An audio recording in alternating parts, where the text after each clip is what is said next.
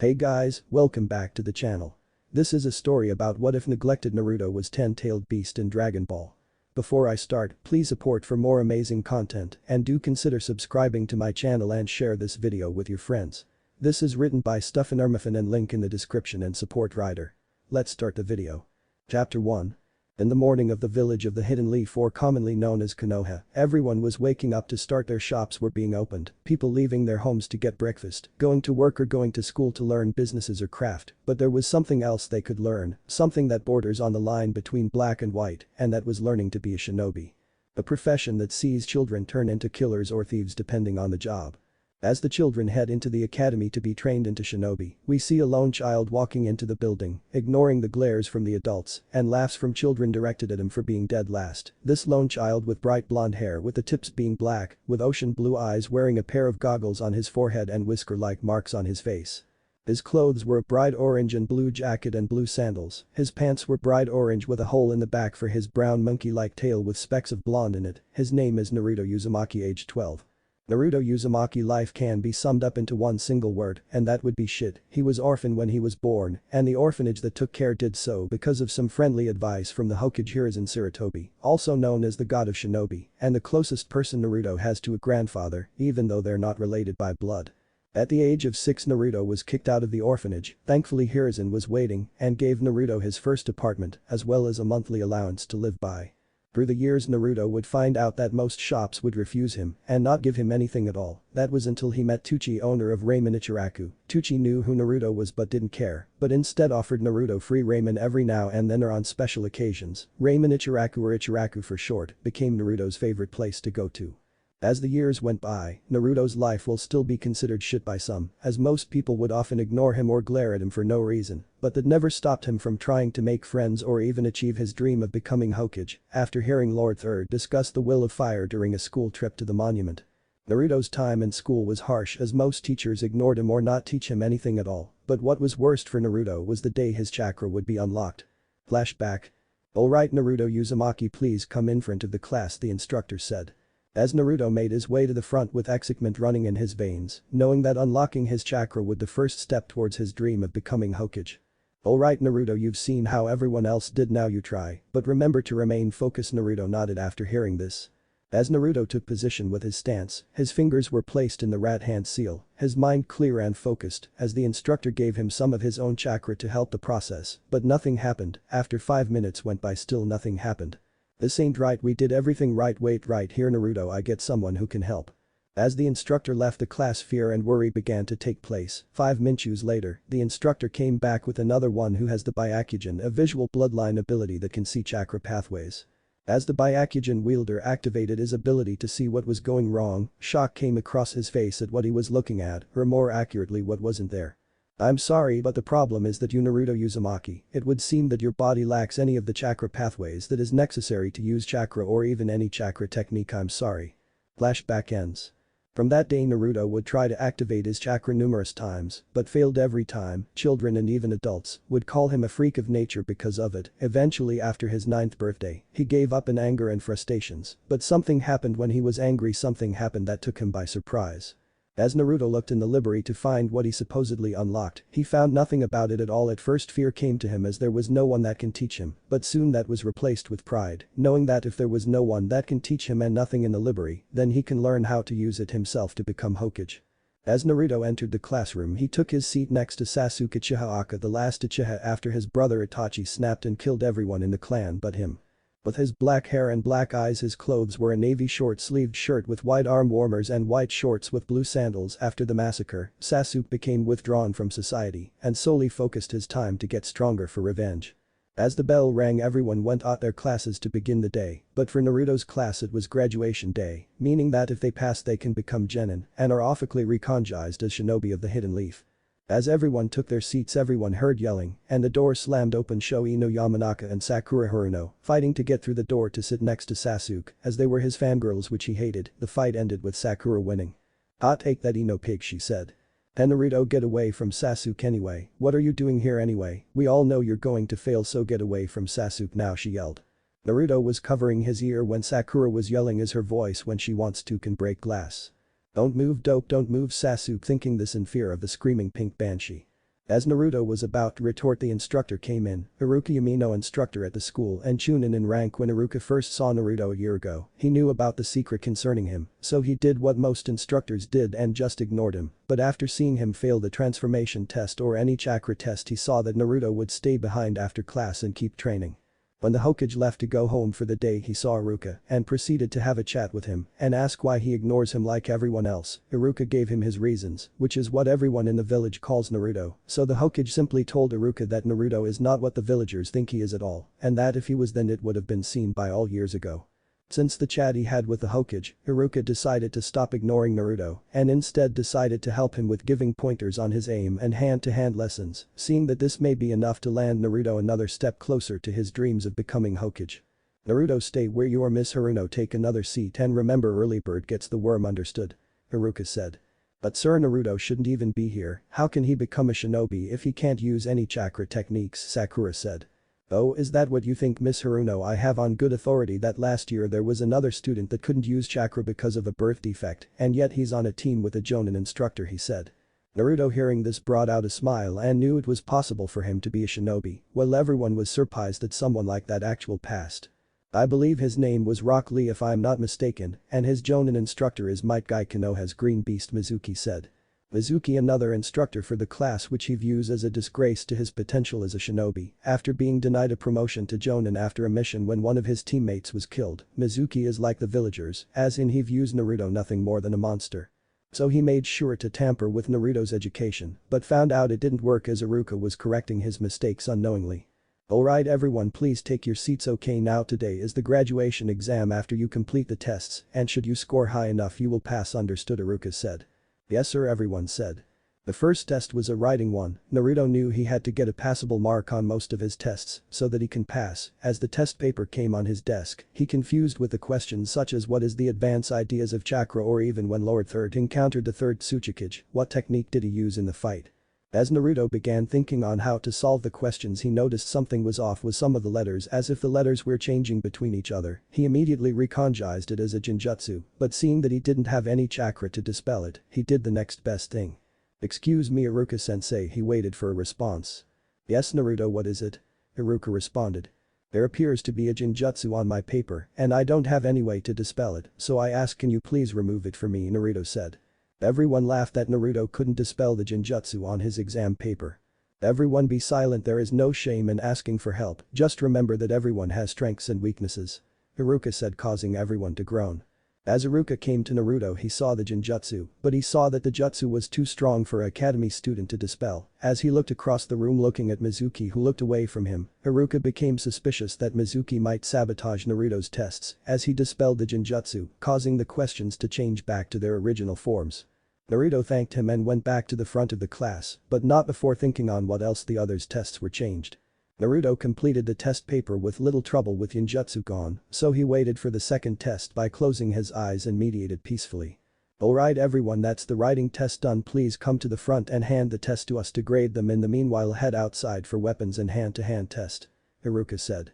As everyone was handing their test and Naruto was about to hand his in to Mizuki, but Iruka grabbed just before he could and gave Mizuki a glare, but told him that he'll buy the next beers for the extra work. Mizuki cursed lightly, but accepted it nonetheless. As the class went outside for the weapons test, their goal was to get at least 6 out of 10 hits inside the circle, with extra marks for a bullseye. One by one the students took their aim and threw their shuriken and kunais. Most of them scored above an 8 as they came from clan families, so they had extra help in their training, while the civilians just managed to score in 6 instead. When Naruto's turn came, he took his time and threw them at the mark, but found them missing the circle altogether, earning him a 0. Just as Mizuki was about to write Naruto down as failing this test, Iruka threw one of his kunai at the target, found it deflected instead. As went to investigate it, he found a reverse magnetic seal hidden in the target which was causing Naruto's misses. Iruka, knowing who it was, decided to let retake the test, even though the seal only activated for Naruto after the retake. Some of the civilians who failed it were glad for it as the retake allowed them to pass the test. Even Naruto managed to pass with all of his shuriken and kunais hitting dead center, earning him bonus marks. A hand-to-hand test. The goal for this test is to land 5 hits on the instructor within 5 minutes to pass, with the instructor being only allowed to use genin level strength, speed and reflexes to make sure that they were ready to be genin. One by one they entered the ring to begin the test with Mizuki acting as their opponent, and just like the last one, most of them passed, some barely, while others passed with plenty of time to spare.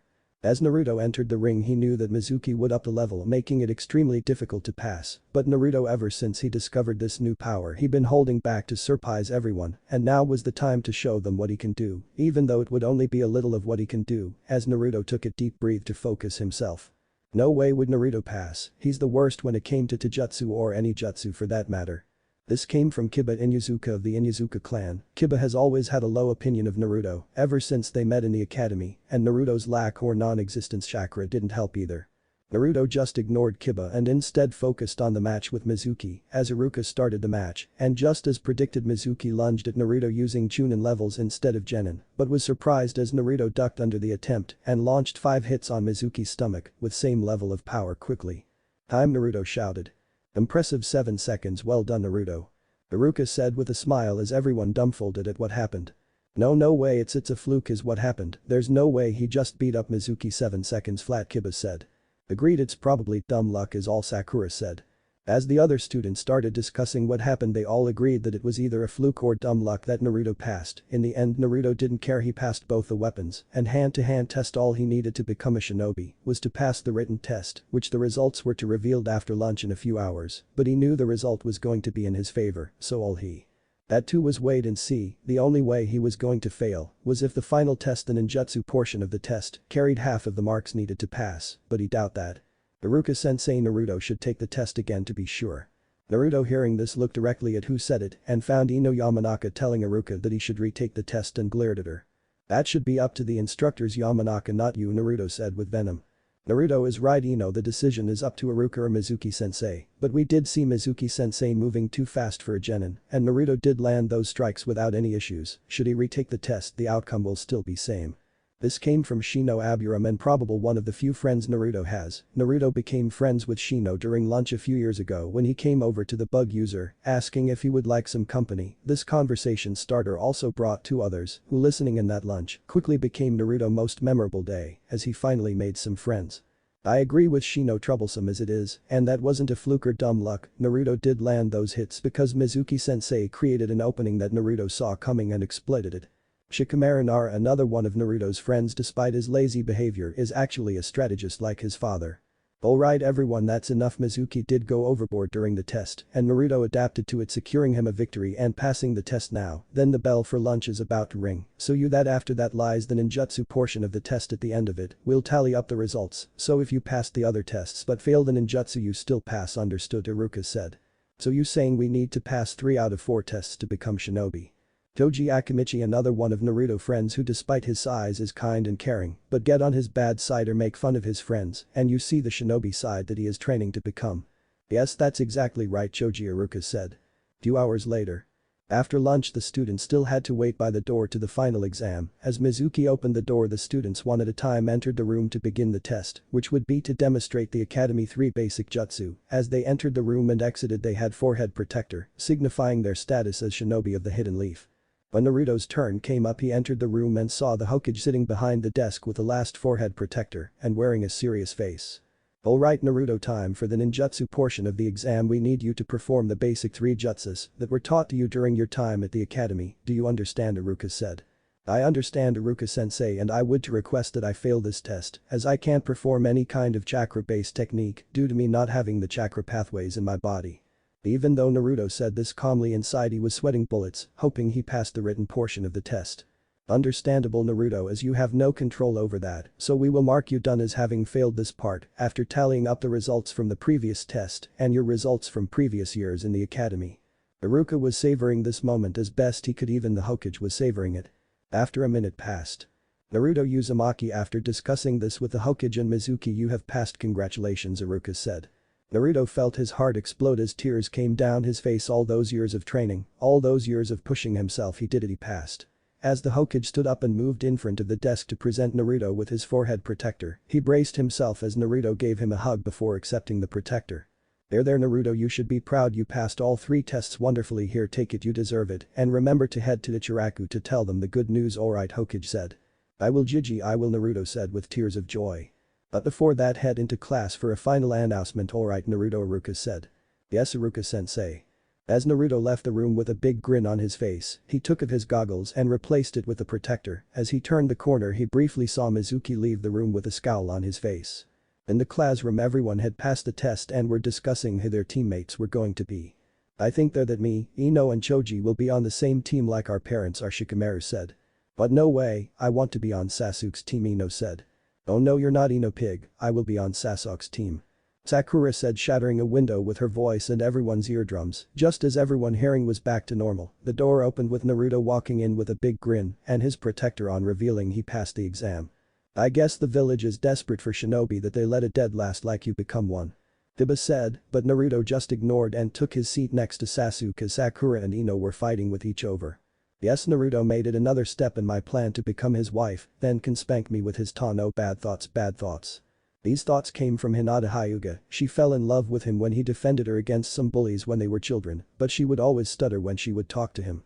Naruto took his seat next to Sasuke as Ino and Sakura were too busy yelling at each other to notice Naruto sitting next to Sasuke as the girls stopped yelling at him and began to give him glares as the door opened revealing Iruka and Mizuki.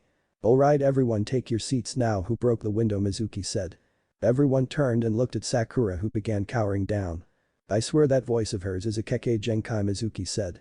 As everyone took their seats, Iruka told them to arrive in classroom from now to announce the teams. Just as he said that the bell rang telling everyone the day is over, as everyone left to meet their parents who congratulated them but whisper silently that the Hokage was losing it since he let Naruto had passed as well.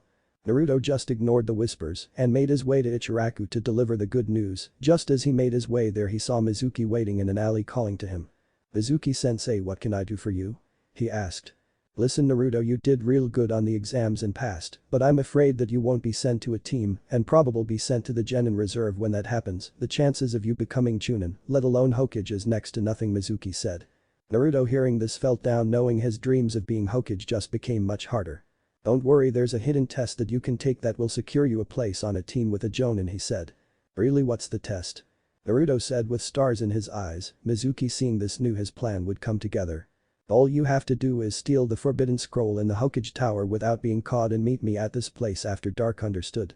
Mizuki said as he handed Naruto a piece of paper with a location on it. Naruto taking it knew where it was. With that done, Mizuki left Naruto in the alley alone. Once he was a bit fair distance away, Naruto made his way to the Hokage Tower. Hokage office. As Hiruzen Sarutobi was reading a scroll he felt sadness that was coming tomorrow, but quickly focused himself once he heard a knock on the door. Enter. The door opened revealing Naruto, who looked serious. Mizuki made his move, Jiji, Naruto said. The location in the Hidden Leaf, nighttime. Mizuki was waiting by a tree for Naruto to arrive when heard the alarm go off and Anbu screaming that the forbidden scroll was stolen. Hearing this, a wicked smile presented itself on his face, even when he heard Naruto come through the trees with the scroll on his back. Well done Naruto, you did it, now give me the scroll, Mizuki said. Did I pass the test, Mizuki? Naruto said, but without the sensei part. Sure kid, just as soon as I get the scroll and you will get Jonin who help you become Hikage, give it, Mizuki said. Just as Naruto was about to give Mizuki the scroll, Iruka came out of the trees and grabbed it and looked at Naruto with anger. Naruto, what did you do? And Mizuki, what are you thinking? Iruka said. But Iruka-sensei, Mizuki said, this was a hidden test so that I can have a Jonin help me become Hokage, Naruto said. What, Naruto? There is no hidden test, what you just did is considered treason. As Iruka said this, he saw Naruto's face not changing a bit, as if he didn't care. Well, would you look at that, it would appear the demon is showing his true colors, is that right? 9 tails, Mizuki said. 9 what now? Naruto said with confusing look on his face. Mizuki, stop now, that's a village secret, Iruka yelled. Oh please, everyone knows it. Naruto, do you want to know why everyone looks at you with hatred, why they ignore you like the plague?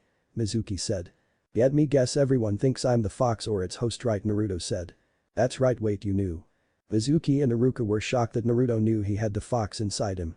Yeah, I knew, but they're wrong, that's not why there's an S-rank secret about me. Jiji said some people will tell when they come to the village, but that was about 5 years, but he did that I did not have the fox at all, and that its host or Jinchuriki is not in the leaf, and don't think about asking me where because I don't know. No, that can't be right, you have to be the fox, I mean look at your cheeks and your tail, Mizuki said. First thing, my cheeks, they're a birthmark, and as for my tail, how can people be so stupid, does my tail look like a fox tail to us too? Naruto said. Both adults now thinking back on all the times they saw Naruto's tail, did they finally realize that it actually looks more like a monkey than a fox? Mizuki shaking those thoughts made his move to get the scroll of Naruto, but instead felt a blade against his throat and hands on his arms. As he turned his head to look at who was holding him, he saw Anbu. He quickly turned his head back to Naruto and saw the Hokage next to him and two teams of Anbu. "Hokage, how did you, Naruto? I thought I told you not to get caught." Mizuki with anger. "Oh please, did you really think that I would have fallen for that hidden test?" I went straight to Gigi and told him everything. "Turns out Gigi and some people have been watching you for some time," Naruto said. "But you, the alarms, the scroll, you were buying time till Hokage and his Anbu got here, didn't you, demon?" Mizuki said. "Oh what this, it's a blank, the real scroll is safe and sound, and as for the alarm, it was just an act to make you believe it actually happened, and you did like a genin." As Naruto said this, Anbu knocked Mizuki unconscious and took him elsewhere for questioning. Iruka, who watching the events unfold, felt stupid that Naruto would actually steal the scroll in the first, and if this was a test, it would be a loyalty test that Naruto passed with flying colors. "Iruka-sensei, don't tell me you would actually think I would steal something from the village, did you?" Naruto asked. "Yes I did, and now I feel stupid for actually believing it. Should have known better," Iruka said with shame. "I forgive you if you're buying my raiment tonight." Deal, Naruto said happily. "It'll hurt my wallet, but I accept the terms of my surrender," Iruka said with a defeat. "Alright, head Gigi, do you need me to make a report or something? Damn it, cat, leave my tail alone." Naruto yelling the last part. "Sorry kid, but your tail is so soft I couldn't resist," the Anbu said.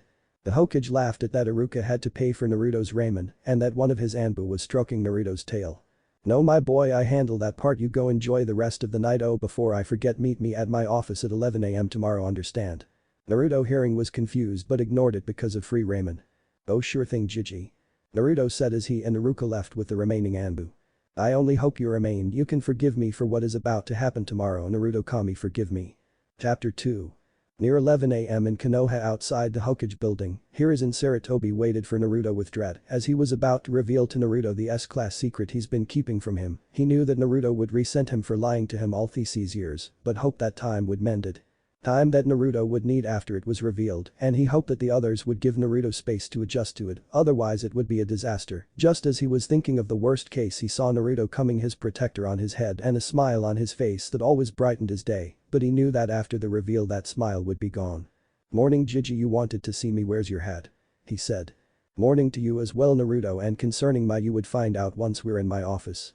After Hiruzen said this, he led Naruto to his office. He stopped before opening the door. "Naruto, I'm sorry for what's about to happen, and I don't deserve your forgiveness either for keeping this from you," he said as he opened the door, letting Naruto in first. As Naruto entered the office, he saw three people by the desk who turned to look at Naruto with shock on their faces. "No, it can't be." The first person looked like an adult Naruto without the whiskers, but was actually the fourth Hokage. "But that's not possible." The second person had long blonde hair that was behind her and tied into two loose ponytails on her forehead was diamond-shaped mark. Naruto knew who she was from reading the books about the Second Shinobi War. This was Lady Tsunade Senju, one of the three Sanins.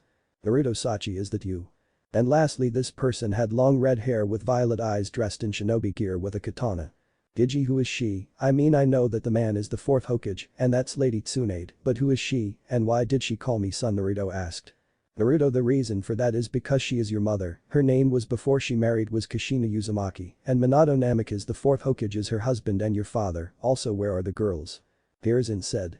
"It was a long trip getting here, so we let them sleep in, but sensei, how can Naruto be alive and why didn't you tell us he was?"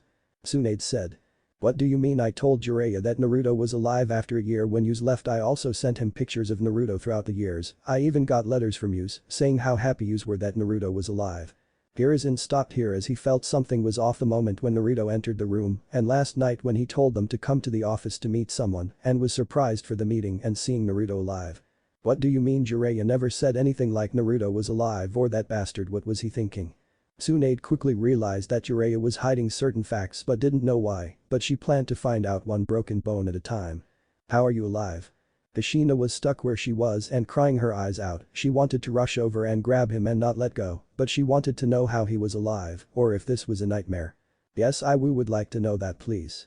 Minato, trying with all his strength to keep himself calm and collect, but was having trouble from seeing a childlike copy of yourself standing in front of him that could be his son. "Let me explain how I found out," Hiruzen said. Flashback. Hiruzen was touring the local orphanage, as seeing the children there with smiles on their faces would cheer him up over the last war, where he sent children into the battlefield to make up for the loss of shinobi forces. He would do this as promised to not do it again after so many died, as he wandered into the baby ward where some of the infants were placed till a couple would come to adopt them. As looked at their faces, one of them brought shock to his face. The reason why this infant brought shock to his face was because of three reasons. First, he blonde hair with black tips and blue eyes. The second was his cheeks had whiskers like Mark's, just like two other girls he knew. But the final reason was that behind the infant was a brown tail, and he knew only infant that would have that, and that would Minato's and Kushina's supposedly dead son. "Excuse me, where did you find this boy?" he asked. "Oh, him, we found him alone in a room at the hospital during the day from the Nine Tails attack, crying out. We did find it odd that he was alone and not in the maternity ward with the rest of the infants." "Why did you ask Lord Hokage?" the head patron of the orphanage asked. "I thought he died during that night, so we left him in room before we planned to bury him, and yet here he is alive and well." As Hiruzen said this, he lifted the infant up in his arms to look at him. He placed his free hand on the infant's chest, but didn't feel a heartbeat, which confused him as the infant in his arms was smiling happily and placing his hands on his face, so he decided to bring him to the hospital to find out what was going on. Flashback ends. The doctors found out it was the fox's chakra acting like a cloak or something, preventing us from hearing his heartbeat. Normally his chakra would have flushed the fox's chakra out of his system, but Naruto didn't have that or any chakra at all, so we had to collect it from him, and that's when we heard his heartbeat strong and well.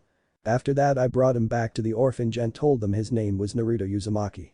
As Hiruzen said this, Tsunade was going through her head with all the medical knowledge she knew, and it is true for chakra to prevent heartbeats from being detected, and some shinobi would use this trick to fake their deaths or use it to get a person of interest out of a tight situation. Wait a minute, if what you are saying is true, sensei, then how is Naruto still alive if he doesn't have chakra at all? She said, but all she got was Hiruzen moving his shoulders in a no clue, which didn't help at all.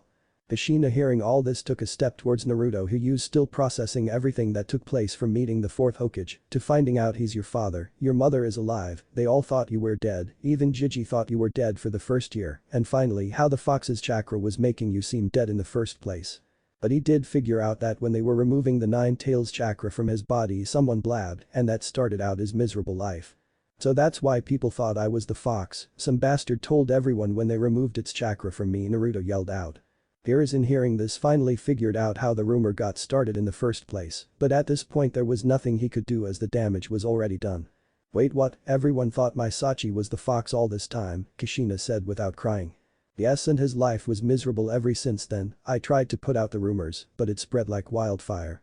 As Hiruzen said this, Kushina leapt towards Naruto to finally embrace him after so long, but Naruto wasn't ready for that yet, and when she came down to him, he displayed one of his abilities he discovered, which was teleporting, albeit a short-range one. As Naruto teleported behind Kushina, everyone was shocked at it as they thought it was a Shushin or body flicker technique, but that would only work with chakra and Naruto didn't have an ounce of it in his body, so how did he do that? I'm not sure what to make of all this, so please give me a moment to myself. As Naruto said this, he jumped through the window and fled somewhere in the village to figure out what to do. As he left, Kushina collapsed on her knees and cried with her Minato, who jumped after her. Don't worry Minato, these tears are happy ones, don't you see we have our son back? Kushina said with a smile that even Minute couldn't contain his tears, so he let them flow, but with smile, and thanked any deity for bringing his son back. As the couple were letting the moment get to them, Tsunade turned to her sensei. Sensei, how bad did Naruto have it when everyone thought he was the Nine Tails Jinchuriki? She asked.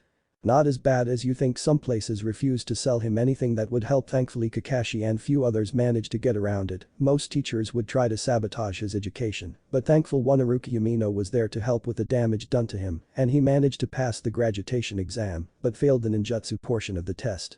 There was the Ichiraku place that would serve Naruto free ramen when he was hungry or to celebrate, even though they thought like everyone else that Naruto had the 9 tails, but they didn't see him that way, they just saw a boy in need of help, Hiruzen said.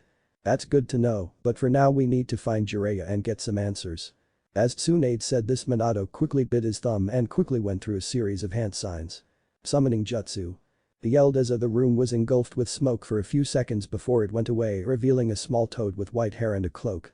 Minato, my boy, what seems to be the matter if you summoned me here, the toad said. It is Pa Jiraiya has been keeping information about son being alive from us, and I want to know why, Minato said. But Naruto is alive, but we all thought he died and Jiraiya knew all this time, Pa said. Apparently leftover chakra from the Nine Tails was giving the doctors false readings. Because of this everyone assumed he died, but a passing nurse found him crying and brought him to the orphanage, and that's where Lord Third found him. He brought Naruto to the hospital to remove the chakra, and in doing so found out he didn't have the chakra pathways.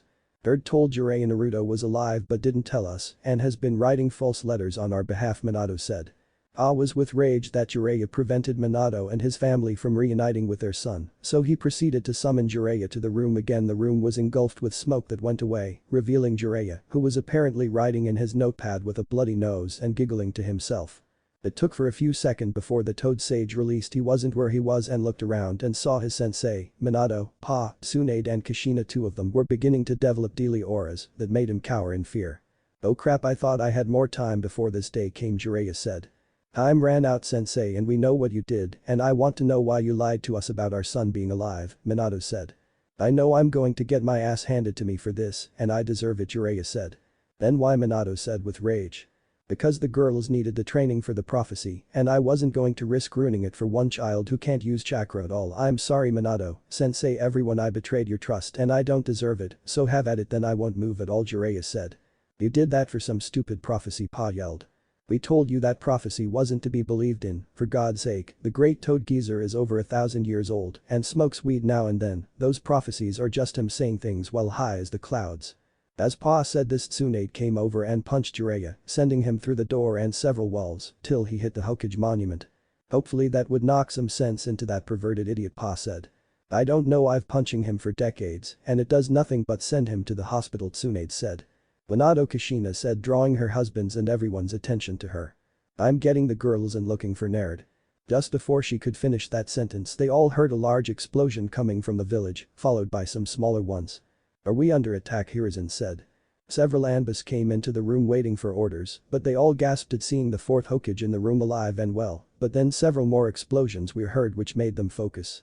"Sir, it seems the explosions are coming from one of the training grounds," Anbu with the eagle mask said. "Which one?" Hiruzen said. "Training ground 12, Sir," Eagle said. "That's odd, there's nothing of tactical significance in that area apart from rocks, boulders and a river, that's all," Third said. "Sir, just before the explosions we saw the Jinchuriki enter the grounds." He looked distressed about something, Eagle said. "For the love of all, Naruto is not a Naruto." "Minato, do you still remember where that training ground is?" Third said. "Yes, I can get there and see what's happening," Minato said, but just before he teleported Kushina grabbed him and gave him a menacing stare. "I'm going with you, we left our son behind once, I won't do it again," she said with Minato nodding to it as he grabbed her and teleported near the training grounds. "Damn it, I should have asked to come along in case Naruto is in danger," Tsunade said.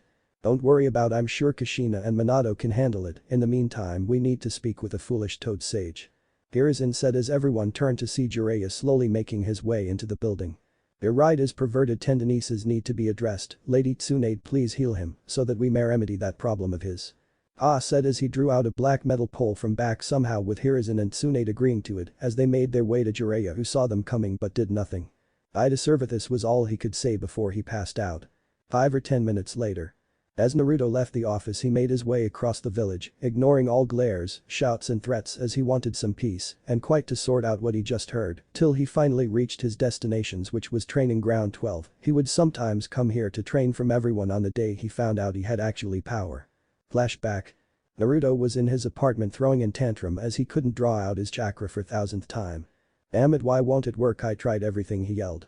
Naruto's anger was beginning to swell inside him as he began throwing stuff over the place. He turned his hand into a fist and filled it with his anger. As he was doing this his hand glowed, and as he opened his hand a beam of light came forth and hit his chair, blasting it across the hallway. This freaked him out at first, thinking he was under attack, and so he ducked under his bed for cover, but saw no one else. After 5 minutes he came out and looked at the chair. It was intact, except for a black smoldering mark on it. Naruto began thinking on how it happened, then he remembered during his tantrum, his hand glowed before he opened his hand at the chair. Thinking on this, Naruto brought the same fist in front of his face and began focusing it, but nothing happened after a minute, so he tried adding his anger into it and saw his hand glow. As he opened his hand, he forgot that his fist was facing him, so the blast hit his face instead. This action made him think on how stupid he was for trying that. After 10 minutes of practice drawing the power out, he managed to do it without using anger, figuring it out that anger was an instinct at first and later attempts was his body remembering how to. The next day he went to see the Hokage if he can use one of the training grounds to help him practice. Please Gigi, I need somewhere without anyone glaring at me or throwing insults at me, please. The 9-year-old Naruto asked, using the most powerful jutsu that only children can use, the dread puppy dog eye jutsu. On the most heartless of people are immune to it. Fine, just put the jutsu away here. Training grounds 12 never gets used, and it has anything that can dangerous. You can go anytime. Train, here's a map showing you where it is. Okay. Thanks Gigi, you're the best. Naruto said with a smile that always brightens the old Hokage. Flashback end. Since that day Naruto would come to train to see what else he can do, but he was always cautious just in case anyone would come into the grounds to spy on him. As he entered the grounds he figured it would best to blow off some steam to clear his mind. He started off first with channeling his whole body with his energy and anger, and released it, causing a large explosion that sent rocks and destroyed boulders everywhere. Afterwards he darted towards any surviving boulders and began punching or blasting them apart. As he did this his mind began to become clearer so that he can finally think on what happened about half hour ago. So Gigi really did care for me that he gave me my mother's maiden name, blasting rocks. As he was thinking on this, he even wrote reports to my actually family who thought I was dead so that they can come for me. Blasting rocks with a smile as the thought came to him. They actually do care for me. Even Kushina came to me. No wait mom, she actually wanted to embrace me. Blasting rocks as a tear came down his face. Even dad tried to contain himself, of course he would, he's the Hokage, but. Blasting rocks as question came to his head. Why did they leave? Sure they had enemies and they would probably go after their enemies' children. Hatred does run deep. The blasts became smaller. Wait a moment, didn't Gigi saw something about girls? Could I have sisters? Should probably ask about when I see them. He fired another blast that nearly hit Minato, who just now entered the grounds with Kushina, including several shinobis who were investigating the explosions. Naruto, where's the attacker? Minato yelled. What attacker? Naruto responded. He looked around and saw nobody in the grounds but him before Minato, Kushina and several others who just came by now. We heard explosions coming from this area, Minato said. Just then Naruto suddenly realized that all the blasting was causing people to think the village was under attack. Oops, my bad, Naruto said sheepishly.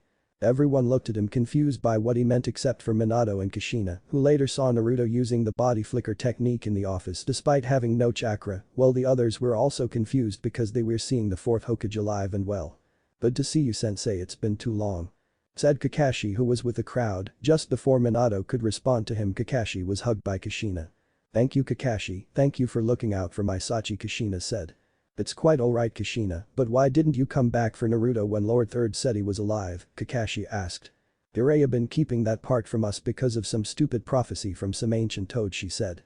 Naruto, hearing the name Jiraiya, felt the anger boiling up again, and so like the first explosion he charged up again. Jiraiya, that bastard, Naruto said. Everyone saw Naruto become brighter. Everyone take cover, the demon is attacking again, someone said. Just before that person could be grabbed for saying that by Minato, everyone took cover as Naruto unleashed his energy, causing another large explosion, scattering debris and rocks everywhere. After a minute from the large explosion and the dust settled down, everyone saw Naruto sweating and looking exhausted in the center of a large crater that began to fill up with water from the river that went into another crater that joined it as well, giving the grounds a nice large pond. Damn Hokage, why is he letting that demon live? We should just. Just before that shinobi could respond, he was lifted up from ground by his throat from Minato, with Kakashi nearby with a chidori in his hand. What did you say about my son? Minato said with rage. I'm getting tired of having to correct people on why Naruto is not the fox or the Jinchuriki. Also, how did Naruto do that? Kakashi said. Good question for later, but for now I'm taking him home. Anyone stops me and I'll kill them. Kushina said with Naruto in her arms, passed out and chains coming out from her back, daring anyone to challenge her on what she said. Everyone back away as she left to go home with her son. Okay, now that Naruto is gone, are we just going to ignore that the fourth Hokage is back? And did he just say that Naruto is high? Oh my god, how did we not notice that? Naruto looks exactly like him. How stupid are we for not seeing that? A shinobi in the crowd said. The Hokage residence 10 minutes later.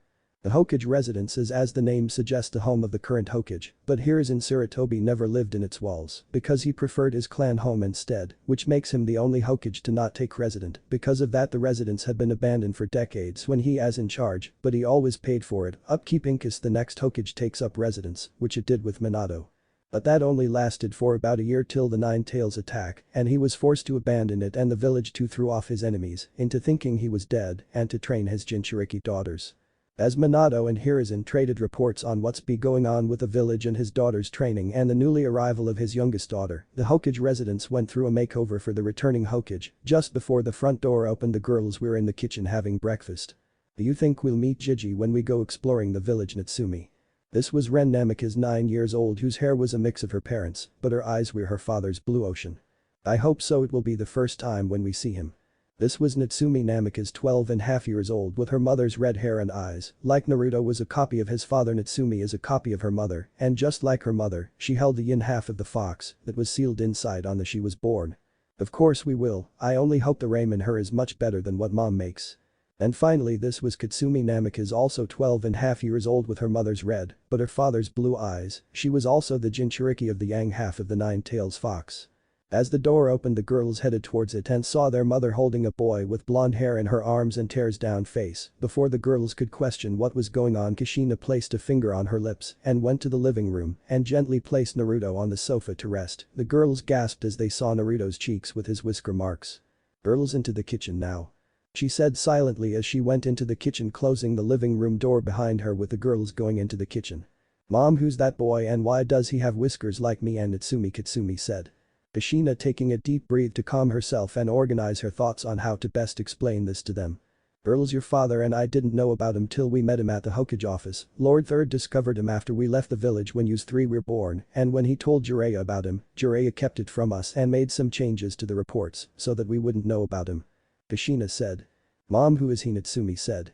"After your brother Naruto was born, we all thought he died because of the fox's chakra covering his body, but in truth your brother was born without a chakra pathway, and without that the fox's chakra would normally disappear, but it didn't, and that caused the doctors finding his heartbeat difficult because its chakra was hiding it. Even Auntie Tsunade was fooled by it." Kushina stopped for a moment to contain her tears as they were building up again. "Mom, are you telling us that boy in the living?" Natsumi couldn't finish her story because she wanted to hear it herself from her mother. Due to a mix-up at the hospital, Naruto was placed in an orphanage till Lord Third found him a year later and took him to the hospital to remove its chakra. They found a strong heartbeat, but someone talked and everyone in the village assumed he was the Jinchuriki your father chose that night. Since then he lived with glares, insults and some shops that refused to sell him anything, but thankfully not everyone assumed so they helped him when he needed. Kushina stopped again for a breather. "Mom, please tell us," Katsumi said. "Lord Third gave him my maiden name and the name he was born with. His name is Naruto Uzumaki and he is your lost brother." Chapter 3. The Hokage office. 2 hours later. Minato was in his office going over the new teams that was being assembled from the academy. As he was going through the files on the hopeful genins the academy sent through, he saw Naruto report profile. Name: Uzumaki, Naruto. Age: 12 years old. Sex: male. Ninjutsu skill: student level. Weapon skill: student level. Ninjutsu skill: none. Ninjutsu: none. Characteristics: whisker marks, brown tail with specks of blonde. Bio: orphan during Nine Tails attack, possible Jinchuriki of the Nine Tails, has developed an recluse exterior due to Jinchuriki status. This may include hiding actual skills from instructors.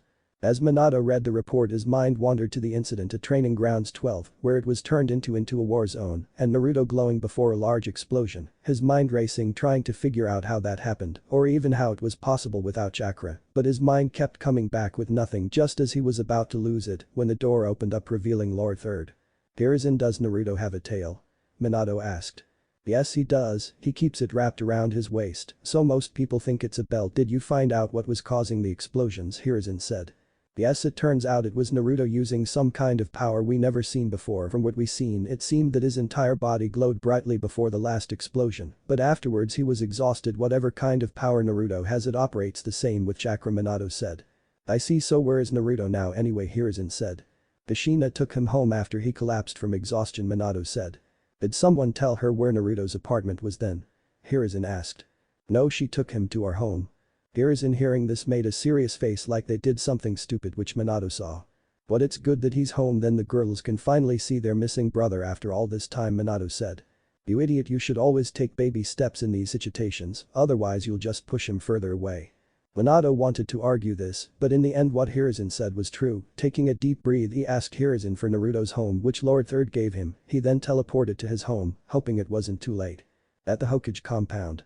Kushina was using everything in her power, but it was having trouble as was the girls after receiving the news that their deceased brother was alive and kept from them for over a decade. They didn't blame their parents for this when their mother told them that Jiraiya kept the information from them. The trouble the girls and their mother were having was that they are in the living room watching Naruto sleep with his tail unwrapped and swinging gently to the side of the sofa with their eyes watching it like hawk for nearly 2 hours. They were fighting their instincts to just grab it and play with it, but knew if they did that then Naruto would wake up and everything would go downhill from there. Minato teleported in the study room and made his way to the living where he saw his family staring at his son's tail hypnotically swinging on the sofa as he made his way in front of them to break their sight, which worked just as they were about to speak. He put his finger on his lips, telling them to remain quiet. Listen carefully, I know you want him to know us, but we have to take baby steps or else things could get worse and we lose him altogether, okay? He said silently as to not wake Naruto up. The girls hearing this nodded. He then gently lifted Naruto up in his arms and teleported somewhere close to Naruto's apartment. Okay, now that Dad and Naruto is gone, oh my god, his tail is so cute, Natsumi said with stars in her eyes. I know, right? He looks like a cat, I wonder if he purrs like one too, Katsumi said. I don't think so cause we tried it with yous too and nothing happened, Ren said. If only he was with us we could have had photos of him using his tail to grab things or even him wearing a cute cat honestly or even a monkey one with the ears so cute. Kushina said with tears of sadness at having lost to those moments and stars in her eyes for imagine Naruto in those scenarios. At Naruto's apartment. Just as Minato placed Naruto in bed he woke up like he was having a bad dream. Ah, get away from me cat, Naruto yelled. Minato grabbed him to calm his nerves. It's okay son, I mean Naruto, it was just a dream, Minato said. Not it wasn't, she keeps trying to get me to wear animal onices for her collection, Naruto said with fear. What you mean, there's a cat out there that's been capturing you just so that you can wear animal-themed onices for her collection, Minato asked. No, not an actually animal, she's an Anbu and one of only a few that actually looked out for me, but when she found out about my tail. Naruto shivered at the memories he was reliving again. Wait, did you call me son or Naruto, and did you bring me home, Naruto asked. Yes, at first, Kushina brought you to our house instead, so that you can rest after your little outburst in the training grounds, still getting my head around how you did that before you woke up. Hiruzen said that it would be better with baby steps, first in case we drive you further away, so I took you to your home after Hiruzen gave me the address. As Minato finished this, Naruto took a moment to think about it before his stomach growled, which brought laughter to both of their faces. Right, I'll head back to the office, lots of paperwork to sort out, Minato sighed. Why are you sighing about the paperwork, just use shadow clones, 3 of them should be enough for that, that's why Gigi does it, so that he can read those perverted books he keeps hiding in his desk drawer. Naruto said. Since when does he use shadow clones for paperwork? I never seen him use it, every time I see him he moans about it, Minato asked. Flashback 3 years ago. Naruto knocked on the door to the Hokage office for his usual lunch with Lord Third. Enter. Came Hiruzen's voice as Naruto entered the room, seeing Hiruzen being completely busy with paperwork. It's me Gigi, it's time for ramen, Naruto said. It's ramen time already, damn paperwork, I'm sorry Naruto, but I won't have time for lunch today, Hiruzen said. Aw man, really, isn't there some technique you can use for that instead, Naruto asked. As much as I would like to burn it, it would be back tomorrow and with reinforcements. As Hiruzen said this, Naruto began thinking of other techniques that would help with the paperwork. Just as he was thinking on this, an idea came to his head. Gigi, you're the god of shinobi, so that means you know a lot about jutsus, right, Naruto asked. Yes, why do you ask, Hiruzen asked with curiosity. Well, I know that the academy is teaching us about basic clone technique, but they also said that there are more advanced forms out there, Naruto said. Yes, go on, Hiruzen said. So is there a cloning technique that can do the paperwork, and when it's done can it somehow let you know what it did with the paperwork, Naruto said. I believe what you are explaining is the Shadu. He stopped with a gasped expression on his face before he ran towards Naruto and gave him a mighty hug and crying his eyes out. Gigi, what are you doing and why are you crying, Naruto yelled. Tears of joy, Naruto, tears of joy and stupidity, why didn't I use it before? Hiruzen then put his fingers together and puffed 2 clones of himself into the office. They immediately began working on the paperwork.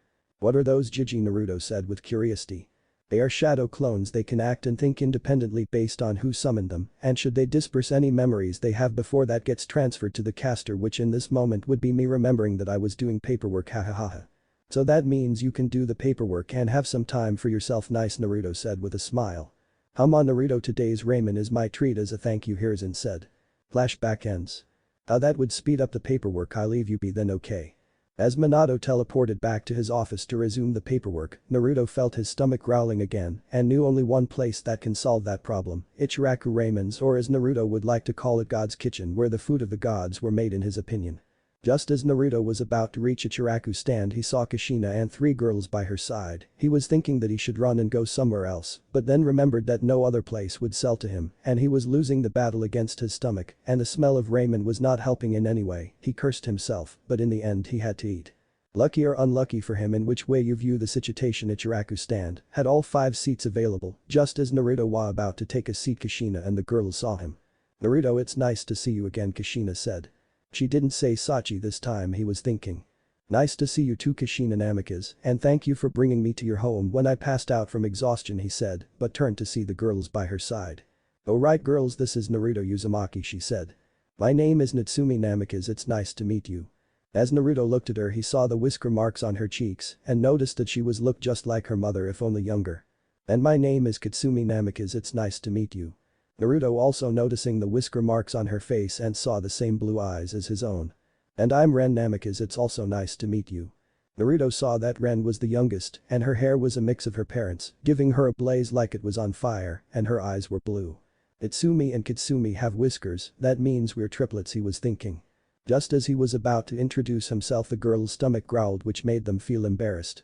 "Let's get something to eat, the ramen here is the best in town and I got some coupons," Naruto said. "I'm sure we like that, Naruto." Kushina said this as she, the girls and Naruto took their seats. "Naruto my boy, how's the day been?" "And Kushina thought you were dead," Tucci said. "Yeah, Minato and I had to fake our deaths to fool our enemies after the Nine Tails attack and to make sure the girls were ready for what was waiting for them in the future, and after being told that Naruto died we needed time to ourselves. It wasn't till we got back that Naruto was alive, even though Lord Third did send word about him, the messenger kept it to himself for some stupid reason." Kushina said. "Damn Kushina, that must been hard for yous. I know that Naruto had hard as well, but he had help from some of the people, and Shinobi, even Lord Third helped out a bit. As for me, I try to make sure he had a healthy meal for him every now and then." Gucci said. "Wait a minute old man, you knew this entire." Naruto said, who after saying that received a bonk on the head from Tucci Lattle. "That's for the old man comment brat, and yes of course I knew you look just like him, and besides your parents would come here any chance they got, but mostly Kushina, she couldn't find a better place that served ramen that was better than mine. Even when she was pregnant with the 3 of yous I did say to her that she was having more than one by how much she was eating during the months," he said.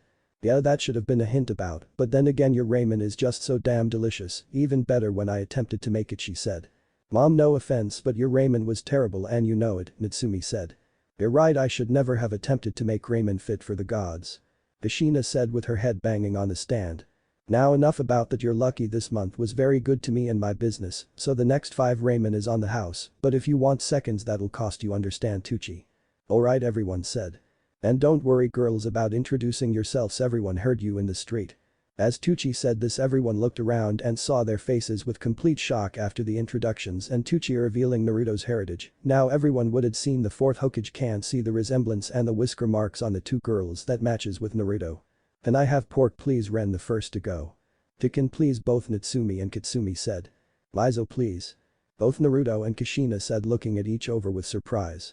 "Haha, that's how I knew you were like you mother." Naruto both got the same taste, 1 pork, 2 chicken and 2 miso coming in 5 minutes, Tucci said.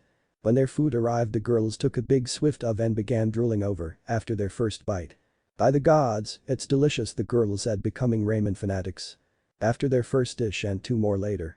"That was heavenly, truly this is the food of the gods," the girls said. "Hahaha, just like their mother, hahaha," Tucci said. "That's the spot, alright Tucci, how much do I owe you? I got some training to do before the team placement next week," Naruto said. "Here you go kid," Tucci said, giving Naruto the bill for his meal. "Wait Naruto, I'll get this, there's no need for you spend your money anyway," Kushina offered. "Don't worry about, I got some coupons that was expiring today anyway," Naruto said, giving Tucci 10 coupons from his pockets. "Heck kid, what's with the extra ones?" Tucci asked. "That's for their meals as well, like I said the coupons were expiring anyway," Naruto said as he made his way to the training ground. "Wait Tucci, don't accept those coupons, I'll pay for it," Kushina said, but Tucci put his hand up refusing to accept. "Relax Kushina, those coupons actually came from a startup news company that became quite popular throughout the nations and they will reimburse them more than the meal itself, so I'm not losing out," Tucci said. "Thank you Tucci, and not just for the ramen, but for looking out for Naruto," she said. Don't worry about Naruto, sure he had it rough, but he's stronger than most, Tucci said. Again, thank you, right girls, time for yous to see Lord Third, and then we're going sightseeing so that you know the layout of the village, Kushina said. Okay, thank you, Mr. Tucci, both girls said. Have a nice day, girls, Tucci said. At training ground 12.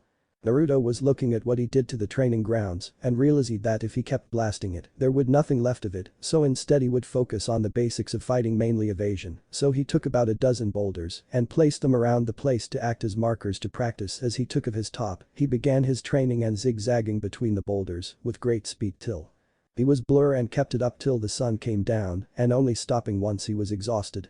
As the days went by, there was town meeting to reveal that Minato was alive and had taken his position as the fourth Hokage, as he explained his reason for leaving the village during such a traumatic time for the village. As he finished his explanation, the people who didn't believe that his daughters held the two halves of the fox asked if he was going to kill Naruto to finally end the fox once and for all. Hearing this, the girls stood on top of the roofs and covered themselves in the fox's chakra. Minato, with a blessing from Kushina, told everyone that when the triplets were born, an intruder came after Kushina, who was the Jinchuriki at the time, and released the fox, and that Naruto had leftover chakra in his body that fooled even Lady Tsunade into thinking that Naruto died that night. Minato went on to explain a passing nurse heard Naruto crying and thought someone placed him there by accident instead of with the rest of the orphans from the attack, and was placed in the orphanage till a year later when Lord Third discovered him alive and well. Hiruzen came forward and told everyone that after he discovered Naruto, he sent him to the hospital to remove the fox's chakra, which was hiding Naruto's heartbeat. Hiruzen also said that the only secret about Naruto was who his parents were, in case the Leaf's enemies might come looking for vengeance against the Leaf from the wars they had, and the person who was responsible for passing messages between Minato and Hiruzen altered the reports for their own petty reasons. As the Tuan meeting was going on, Naruto was busy training in the grounds, not caring about it at all, as he finds the meeting completely pointless, as he already knows everything the meeting is discussing or doesn't care about it. The only thing Naruto cared about was achieving his dream of becoming Hokage, and the meant becoming stronger that he was right now. As Naruto made his way to Ichiraku from another exhausting training session, he felt people staring at him, but something was off. Normally when they stare at him, he would feel their hate for him, but instead he only felt shame, which was confusing to him, as wondered why. Hi Mr. Tucci, one bowl of miso ramen and keep 'em coming, he said. Naruto, my boy, where you've been? I didn't see you at the town meeting. Tucci said. Training, I already knew what the meeting was about, so there was no need to go it, Naruto said. Fair enough, but still you should have gone. Minato revealed himself to everyone and told Ivan everything that happened that night and that you're not the Nine Tails. Several people including Lord Third came forward and gave testimony, even your sisters. Tucci stopped here, knowing it was still a sore subject for Naruto, but Naruto just waved his hand at it. It's okay, Tucci, so what else happened at the meeting? Because for some reason everyone acting different than they're usually, hating me self instead. It feels like they're trying to shame me or something, Naruto said. Well, you're half right about that, but it's not them shaming you, it's them feeling shame for what they did to you, he said. Whatever, I guess, it doesn't change anything, Naruto said. Oh, but you're wrong there, Naruto. Some of the people were too ashamed to apologize to you, but they did buy you something that would at least make up for it, Tucci said. What can they possibly buy me that will earn my forgiveness, Naruto asked. Ramen, Tucci said. Really, ramen? And exactly how will one bowl of ramen forgive? He was interrupted. Try 47 bowls of ramen just before you got here, and they paid in advance. As Tucci said this, Naruto's mouth dropped to the ground from shock. Now Naruto was conflicted, should he accept it or refuse it? His anger to them was telling him to refuse the offer, but his ramen fanatic side was saying to think of all the ramen he could eat. In the end, Naruto banged his head on the stand. Fine, make that 3 bowls of miso please, Naruto said. The Hokage office. Minato had just finished the team placements and hoped that they all passed the test, but knew the Jonins were in charge of that, but still he hoped for the best as his eyes scanned the room filled with the Jonins ready to test the fresh genin. Alright everyone, normally we would have a 3-man team with a Jonin leading them, but this year one of the teams will be a 5-man squad led by 2 Jonins, he said. This team will be led by Jonin Kakashi Haddock and Jonin Kushina Namikaze, and the Genins they're testing are Sasuke Uchiha, Sakura Haruno, Nasumi and Katsumi Namikaze, and finally Naruto Uzumaki. Any questions? In the room the Jonins didn't raise any hand to answer him back except for one. Sir, if I may, the Jonin said. Go ahead, Minato said. Sir, wouldn't it be better if there was 2 4-man teams instead of a 5-man team, the Jonin said. Good question. Yes, it would be better to have a 2-4-man teams, but during the twins training they work better together than apart and Kushina would be better suited to take their training to the next level. I know that even though moving Sakura to another team might be good, I believe Kakashi might be best suited to not only train Sasuke, but Sakura as well, even though she has developed a fangirl attitude towards him. I'm hoping the Kushina and the girls can slap her out of this and take her career seriously, which leads me to ask Kushina and Kakashi to handle another matter regarding to this team. As Minato said, the Jonins in the room nodded that this was a better course of action, especially regarding fangirls on a team. Kushina and Kakashi stepped forward so that Minato can ask them what else he wants from them. Yes sensei, what is it that you want us handle? Kakashi said. This is regarding Naruto Uzumaki. According to his academy report, his skills and tests make him the dead last of the class, but something doesn't add up. During the Taijutsu test the instructor Mizuki used Chunin level speed to take Naruto out, but instead Naruto dodged the first attempt and delivered the 5 strikes in 7 seconds, breaking the current record by Kakashi Haddock by 3 seconds. Minato stopped here so that everyone can take in what was said and what he was leading it to. The Jonins were being to think at what was going on with Naruto. I see you think Naruto been hiding his actually skills, and if the team does pass you want me and Kakashi to see what he can actually do, is that right Minato? Kushina said, getting a nod from her husband. Exactly, there's too much mystery surrounding our son, what his skills actually are, how did he cause those explosions in the training grounds, and how did he teleport out of the office when we first meet him, and lastly how does his power operate? Something happened to him in the past that allows him to develop these abilities. If any of the other teams do pass their test, I want the Jonins to ask them as well. Naruto was hiding what he can do because of the hate from this village, and I think he didn't want to add more to that. Minato stopped as the anger inside of him began to climb, and the Jonins in the room were beginning to feel it, except for Kushina, for she was just as angry as Minato for what the village did to their son. I want Naruto to stop hiding what he can do. I know it will take some time, but I want him to know that he should be afraid of what he can do. You have your orders for tomorrow. Let's pray that they pass the test and become official Genins of Konoha. All Jonin nodded at this and left the room to get themselves ready for tomorrow, but while Minato was thinking that Naruto was hiding his skills because of fear, in reality it was a half-truth. True, he didn't want the village to hate him some more, but it wasn't because of fear, no. It was because Naruto knew of the Chunin exams and knew that it was the best place to show everyone what he can do with no chakra and no jutsu. He wanted to show them just how strong he truly was. Chapter 4. Naruto's apartment, morning. As Naruto got up from bed, went to have a shower and had his breakfast, his thoughts were bringing him down, not from fear. If the team he is placed in were to fail the final test for the Genin to become official, Naruto knew from 2 years ago that the team placement were the final test to see if the team could work together, and it was the Jonin that decided that. Flashback. The Hokage building, Naruto was having an off day from the academy and he didn't care about it as he knew that the lessons for the ninjutsu were a waste of time for him, so he decided to visit Lord Third to help pass the time. As Naruto was about to enter the door he saw that it was open a little and he could hear voices coming through it. Here are the team placements for this batch of Genin that are graduating from the academy, Lord Third said. Thank you Hokage sir, I hope the Jonins pass more teams this year than the previous year, unknown voice. I hope also too, last year was poorly, only one team showed teamwork that was necessary to pass. Let's pray this batch is better this year, Lord Third said. Flashback ends. They really needed to close their doors if they don't want anyone to listening in on their conversations. Naruto thinking to himself, no, the reason why his thoughts were bringing him down was yesterday for ordering 4 more bowls of ramen that the villagers bought for him out of shame. He hated himself for that because in his eyes, that's all it took for the villagers to forgive was buying him ramen. Naruto shook his head to get rid of those thoughts and instead focused on what the day was planning for him. The academy. As Naruto entered the classroom hopeful for the last time, he saw that Ino and Sakura weren't there, but Sasuke was as he went to take his seat next to the Uchiha. Last time Uchiha, after this you're on your own when they come knocking, Naruto said. MMMPH was Sasuke's response. What does he mean by that, he was thinking. Just as he was thinking, the Sakura and Ino came through the door yelling at each other, and just like that Sasuke felt a shiver come down his spine after he realized what Naruto meant. Damn it Naruto, it's the last day and why don't you sit elsewhere so that I can be near Sasuke, Sakura yelled, breaking another window. Yeah, like what Billboard Brow said, and what are you even doing here, you should just quit so the village some embarrassment. Ino asked insultingly. I pray you and I are in the Chunin exams so that I can kick your ass, Yamanaka. He smirked at the thought but said nothing. Took the words right out of my mouth, Ino Kiba said. I won't be surprised if the team you assigned to asks to replace you for being weak, he continued.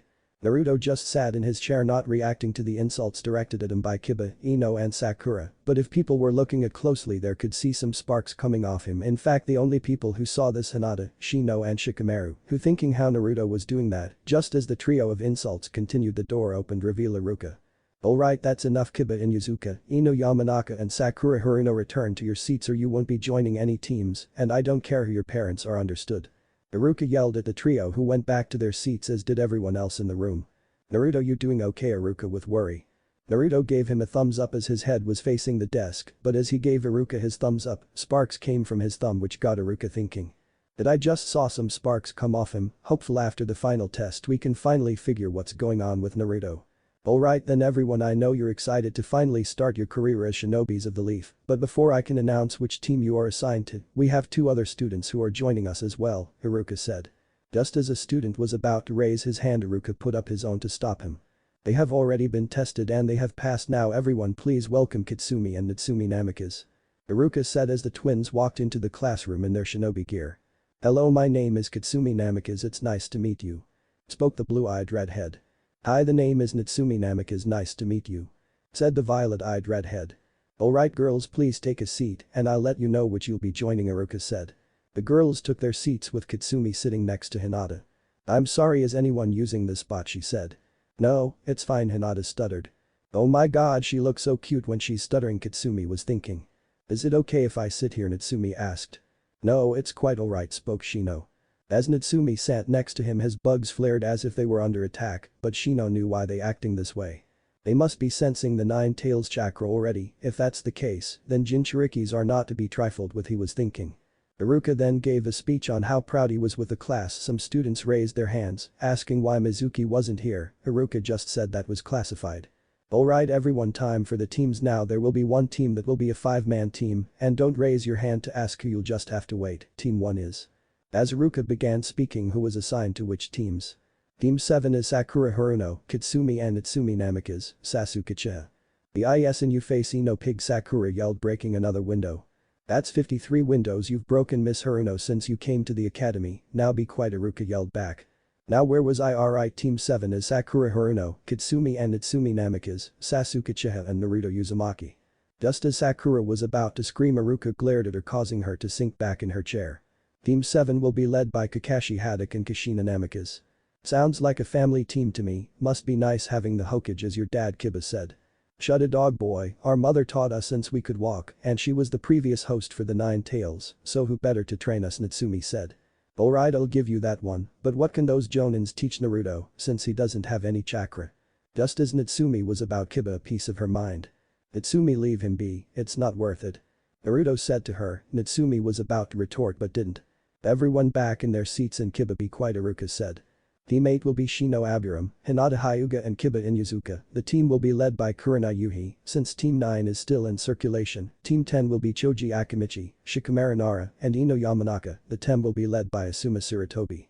As Iruka finished with the list he said a final farewell to his students and told them to always rely on each other if the situation is too great for them alone to deal with as he walked out of the classroom to resume his other duties.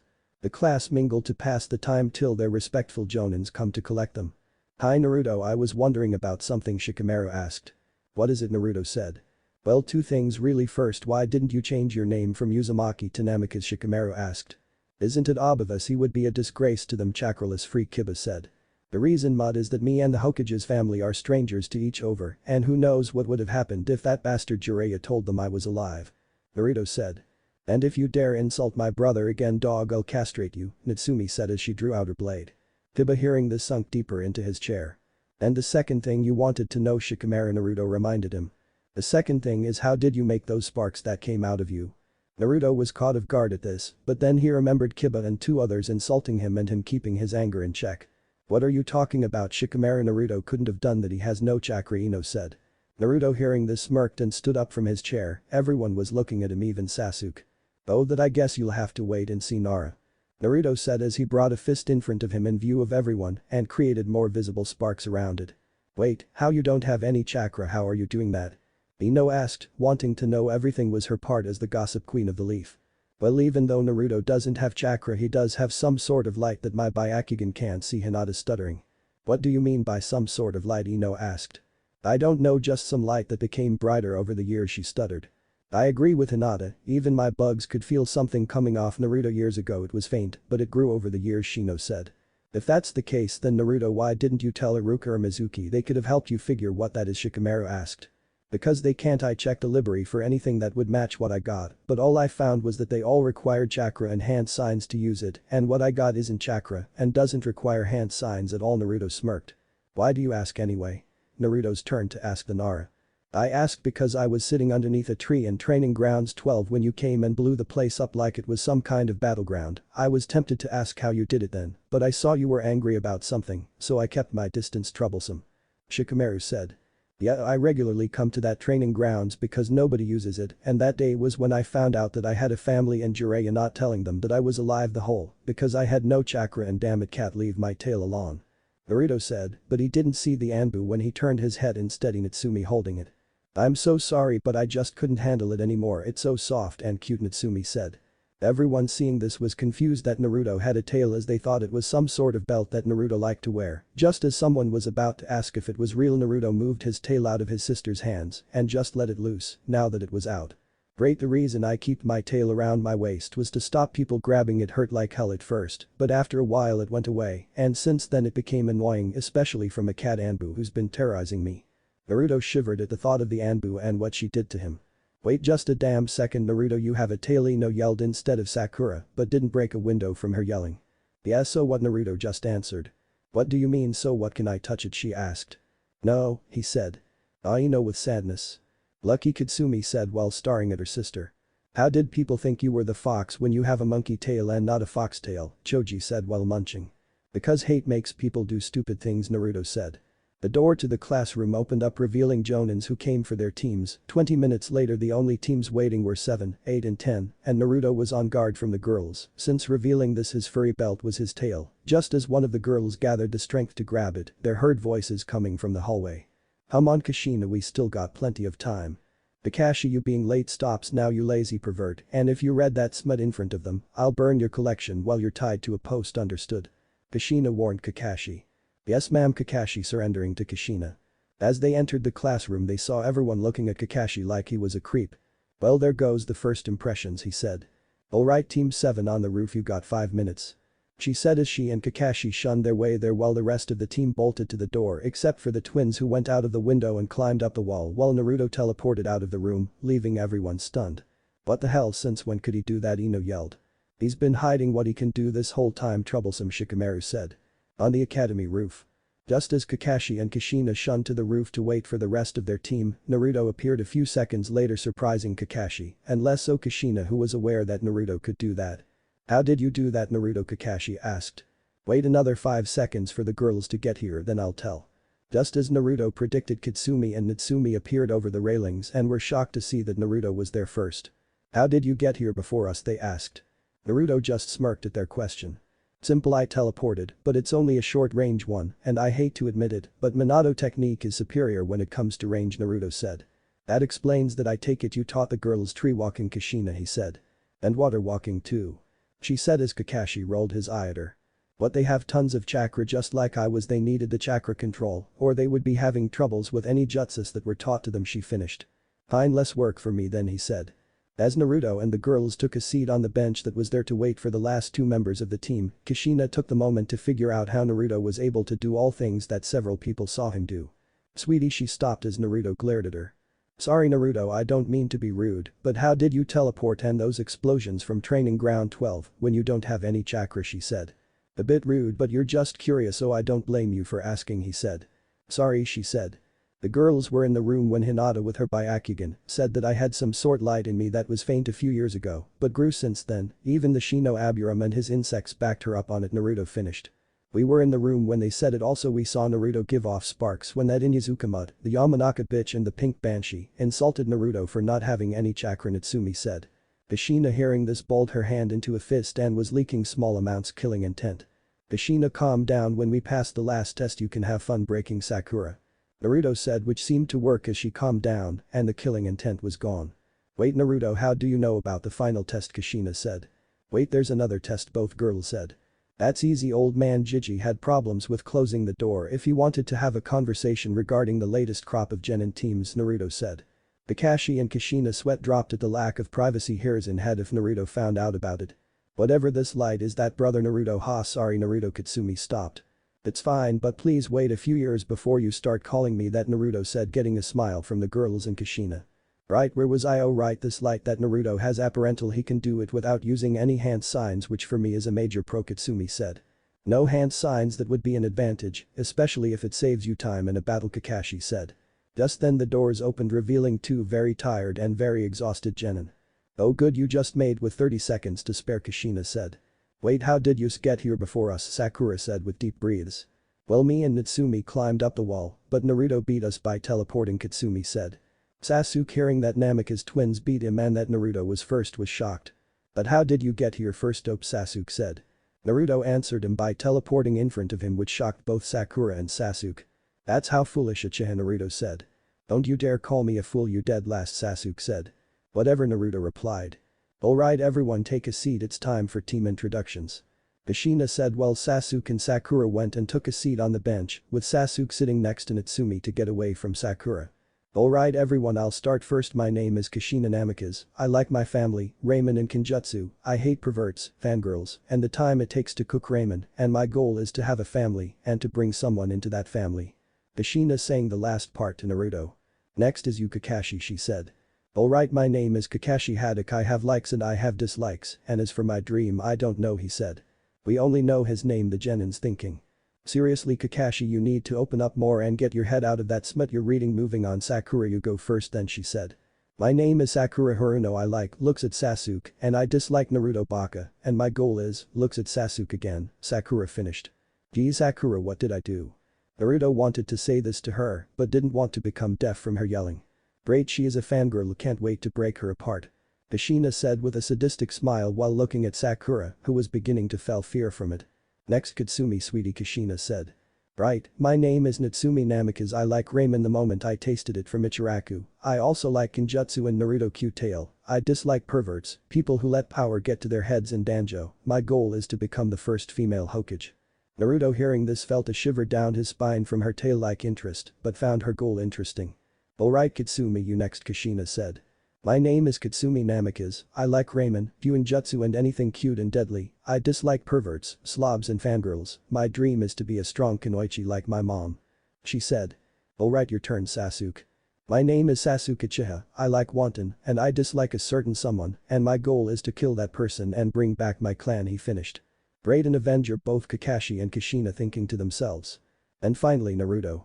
My name is Naruto Uzumaki, I like ramen, training and flying, I dislike people who judges others before getting to know them, and people who treat others like crap, my goal is to become Hokage, and I'm looking forward to any challenges along the way. Naruto saying the last at Katsumi with a smile, who returned it back as well. What does he mean when he said he likes flying? Everyone thinking on this. Alright then, now that the introductions are out of the you have the rest of the day off to prepare for the final test tomorrow, and if you fail you go back to the academy. Kushina stopped as Sakura raised her hand. Excuse me Kushina-sensei, but we already had the test, didn't we, she said. That test was to see if you got the skills for the job, but the finally test will see if you can put it together. The final test is located at training grounds 7, be there at 6 in the morning, and you may want to skip breakfast. Kushina said as she and Kakashi shunshin away, leaving the rest on the rooftops. Looks like you were right, Naruto, about the final test, Katsumi said. Wait, how did you know about the final test, Naruto? Sasuke said. Easy, couple of years ago, went to see the Hokage, door was open, people inside the room blabbed, and now I'm going to train, to eat and prepare myself for tomorrow, Naruto said as he teleported away from the rooftop. Damn, he really is like dad when he teleports like that, Katsumi said. You're telling me, who knows what else he can do? I guess we have to wait till tomorrow to find out after the test, Natsumi said. Wait, do you mean after the test? Sasuke said. Our parents told us to keep it quiet around Naruto, but since he's not here and since we both discovered there's another test to tomorrow, our parents want to get an accurate read on his skills, so tomorrow after the test to see if we do become genins, they will test Naruto to find out what he can do, should be fun to watch. Hi Katsumi, can you bring in some snacks tomorrow? Natsumi said. What, why me? Why don't you bring snacks instead? Katsumi said. Because I'm terrible at seals and you're the one with the sweet tooth, Natsumi said. Fine, I do it after breakfast, Katsumi said. Wait, you aren't allowed to have breakfast, Kushina-sensei said, so Sakura said. No, she said you may want to skip breakfast, as you may choose to skip breakfast. She didn't say you cannot have breakfast tomorrow. You got to read the lines, Sakura, there will be lots of them in our line of work. Pitsumi said. The Hokage office. Minato was at his desk with his clones doing the paperwork that was never ending and going over reports from missions and interrogations from captured spies. Bandits or traitors of the leaf, especially one Mizuki, after finding out that he tried to trick Naruto into stealing the forbidden scroll but was fooled by Naruto after the latter informed the Lord Third about the theft and instead used it to capture him. The report also informed him that Mizuki came into contact by Orochimaru and was branded by him with a formula on his arm that is being investigated by the medical corporation to figure out what the formula does. Just as he was about to go over the medical corporation report, the door opened revealing Jiraiya with some bruises and bandages, which made Minato angry. Hi there kid, how it's going? Jiraiya asked, hoping to mend what he did. I'm doing fine considering that the person closest to a father figure lied about my son being alive for over a decade because he was chakraless and a son who's a complete mystery to not only his family that he didn't know but also the village, and speaking of the village that treated my son like he was the damn fox for his whole life. It would seem some elders thought it was a good idea to go behind Hiruzen regarding the Uchiha massacre, and that root is still around, so I'm doing fine. What about you? Minato asked. Well, Tsunadeheim only healed the worst of the injuries, deciding to leave the rest as punishment for what I did. Listening kid, I'm sorry for what I did, but if I told you about Naruto, there was a chance that our enemies would know you are alive when you came back to get him, and what would you teach him when he can't use any jutsu to defend himself? It's a miracle that he even passed the Genin exam at all. Jiraiya said. A miracle, you say? I would say that my son was hiding what he could do all along. Even in this village of shinobi, nobody knew what he could do. He stopped. What do you mean by that? Jiraiya said. During the Taijutsu portion of the test, the instructor Mizuki was using Chunin level speed and Naruto was able to land the 5 hits in 7 seconds. Mizuki later attempted to trick Naruto into stealing the forbidden scroll, but Naruto tricked him instead and went to Hiruzen to tell him what Mizuki was doing. My son has shown that his skill in Taijutsu is above Genin and showed loyalty to the village by going to the Hokage instead of stealing the scroll, and from what me, Kushina, Hiruzen and Tsunade saw when Naruto arrived in the office, and the training grounds only confirms that he's hiding what he can actually do. Minato stopped. Okay, I'll bite. What did Naruto do that has you thinking that Naruto has some skills apart from his Taijutsu, which I'm guessing was a fluke? Jiraiya. If that was a fluke, then how do you explain that he teleported not once but twice in this office? Jiraiya hearing this was shocked. And training ground 12 been redecorated because of his explosive power? Minato stopped. Wait, are you telling me that Naruto, who has no chakra, can teleport and has some sort of explosive release? How's that even possible? Jiraiya said. Minato was thinking on how to respond to that but found something even more better, which made his face turn into an evil grin. Oh, how about this then? Tomorrow Team 7, after they pass the bell test, I'll let you test just how strong Naruto is. I'll even convince Lady Tsunade to completely heal you just for the event, he said. Jiraiya was thinking on this for a minute. Alright kid, I'll test him, and if he does do any of those abilities you mentioned, I'll go on my hands and knees and apologize to him with everything I got, but if he does do any of those things, then I won't apologize for what I did. Agreed. Jiraiya said. Minato was thinking but knew from the crystal that showed Naruto explaining to his classmates that his ability isn't listed in the library and doesn't use any hand signs, but decided to keep that information to himself, just as he was about to agree to it. Kushina and Kakashi shushin into the office. Alright Jiraiya, I agreed to it. Both of them shaking their hands at this as Tsunade came into the office to give Jiraiya another beating. Okay, what did I miss? Tsunade said. I don't know Kakashi, and I just came in now. Minato, what's going on? She asked.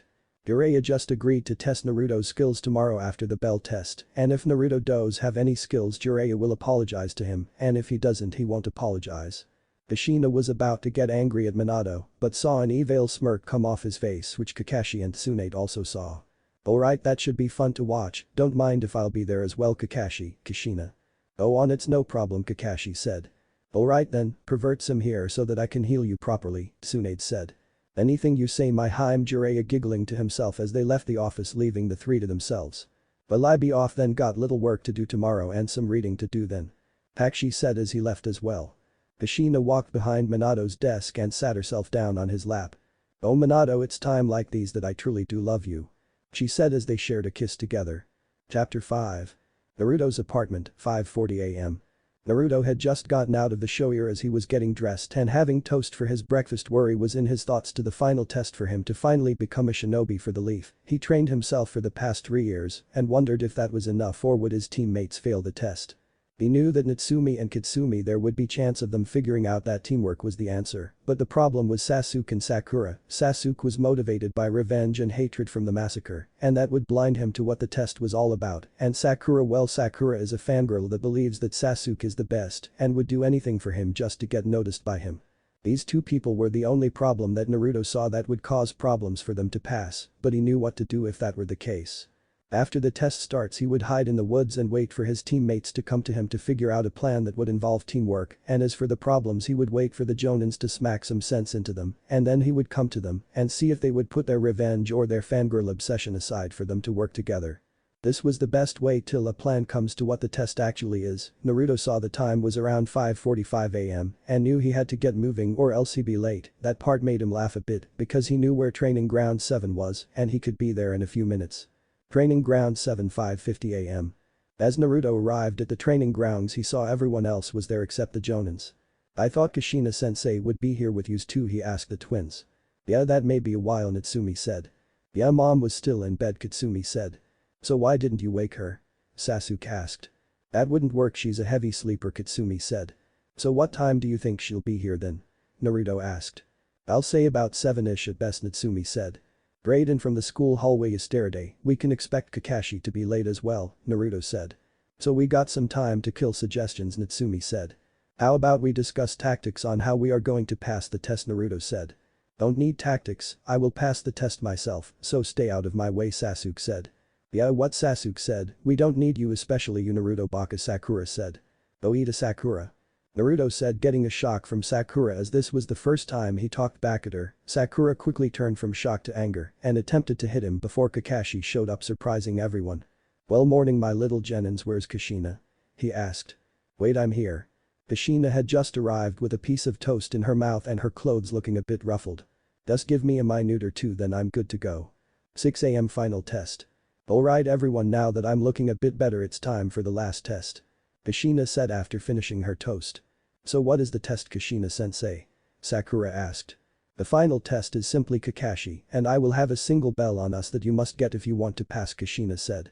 "But you've got 3 hours to get it, and if you fail you go back to the academy and try again next year, here's the timer," Kushina said as she placed the clock on the ground.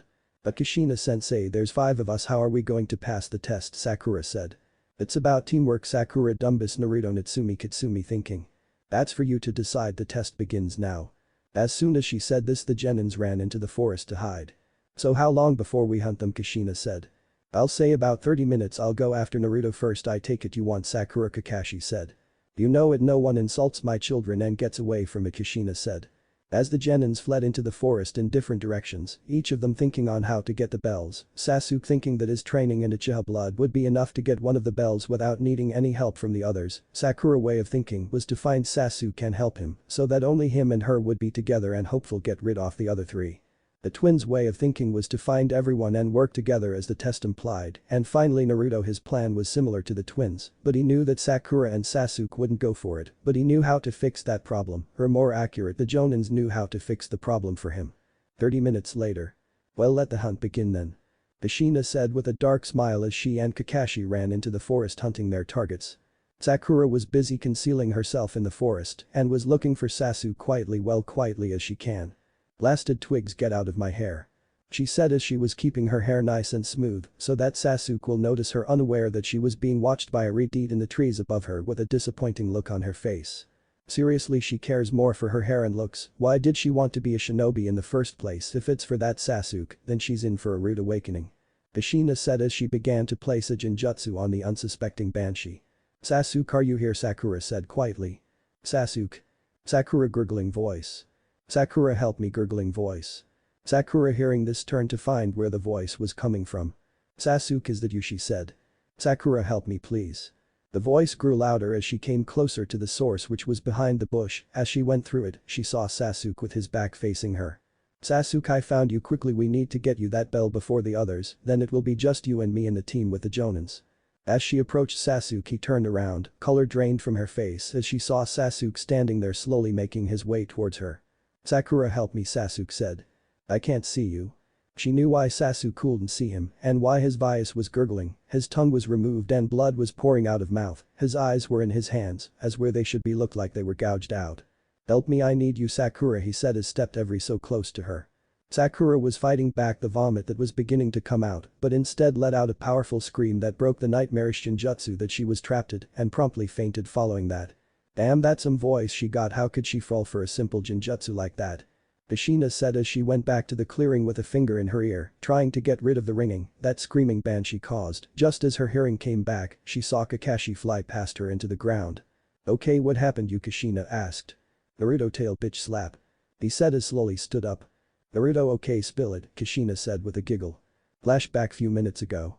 "Alright Sasuke, I deal with you after I deal with Naruto," Kakashi said as he landed behind a bush with Naruto in front of it with his back facing it, unaware at what is about to happen. "Alright Naruto, let's see if you can handle my forbidden technique," Kakashi said. Kakashi ran through the bushes with his hands forming hand seals. Ultimate Taijutsu, 1,000 years of death. Just as Kakashi was about to hit Naruto. "Counter-strike tail bitch slap," Naruto said as jumped over Kakashi at the last second. As Naruto jumped over Kakashi, he channeled his power into his tail and slapped it into Kakashi's face, sending him flying away. Flashback ends. Kushina was on the ground laughing her face off at what Naruto did while Kakashi was mopping on the ground.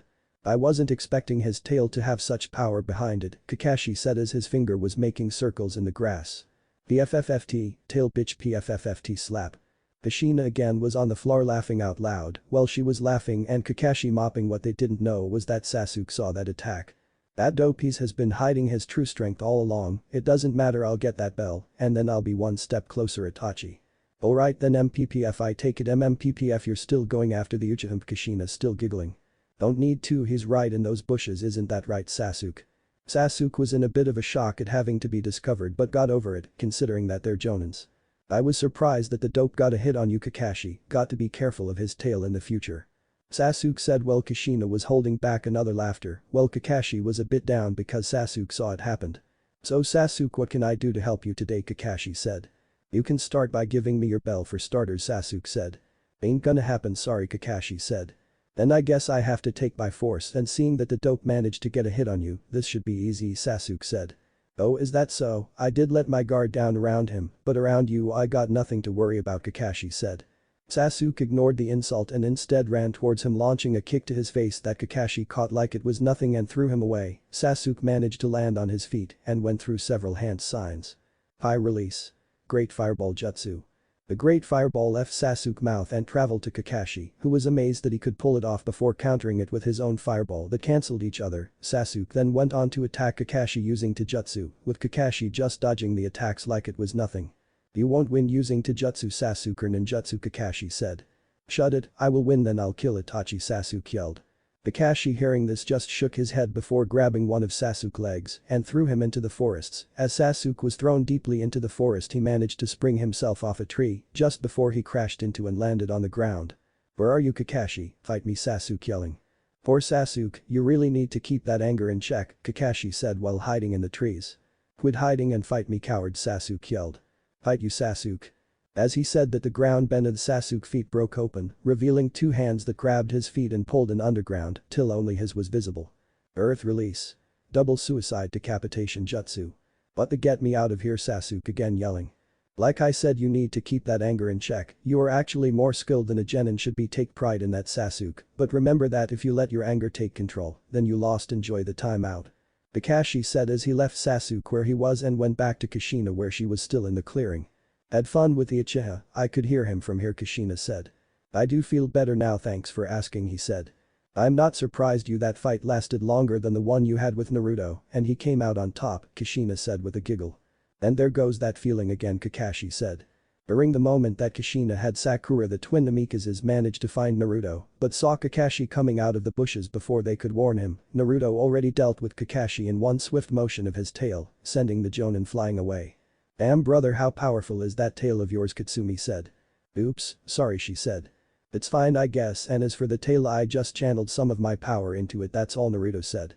"So that power of yours works similar to chakra," Natsumi said. "We can talk about it later, for now we need to work a plan to get those bells, and I doubt my tail will a second time," Naruto said. "True, but we need to find the others first," Katsumi said. "I know where Sakura is from her yelling, and as for Sasuke, I say we wait a while and listen," Naruto said. "What do you listen?" Katsumi said. Sasuke has too much pride because of his Uchiha blood, add that with revenge, and swirl it with being spoon-fed by the village, and you got yourself one golden boy who thinks the world owes him everything. Naruto said.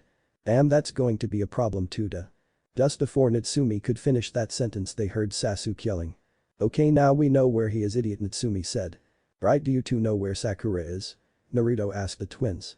You're kidding, right? I'm pretty sure the whole village heard her, they both said. Okay, you two go get her and bring her here, I'll get Sasuke and see what I can do to keep him calm. Naruto said with the girls nodding as they both left to gather their teammates. Naruto found Sasuke easily from all his yelling about releasing him and giving him the bell. Damn Jonins, get me out of here now, Sasuke yelled. That won't work, Uchiha, Naruto said. Naruto, what are you? Never mind, just get me out of here, he yelled again. I will once you calm down, Naruto said. I will know. Sasuke found Naruto hand on his mouth, silencing him. Shut up, Uchiha, and why didn't you use your Sharingan when fighting the Jonins? Naruto said just as he was about to remove his hand he felt that Sasuke was about to yell again, so he placed it back to where it was. Sasuke, keep quiet and remember we're not Shinobis yet and the Jonins are, they fight while keeping calm and collected, and if you don't believe me remember that your brother massacring your clan and your family. As Naruto said this, Sasuke's eyes went wide as he remembered running down the streets that was filled with bodies and blood of his clansmen and father and mother laying dead as he found them next to Itachi. Itachi did all that quietly and without a sound. Now I'm going to remove my hand and you will speak quietly, understood? Sasuke nodded his head, signaling Naruto that he understood. I can't use my Sharingan because it hasn't awakened yet.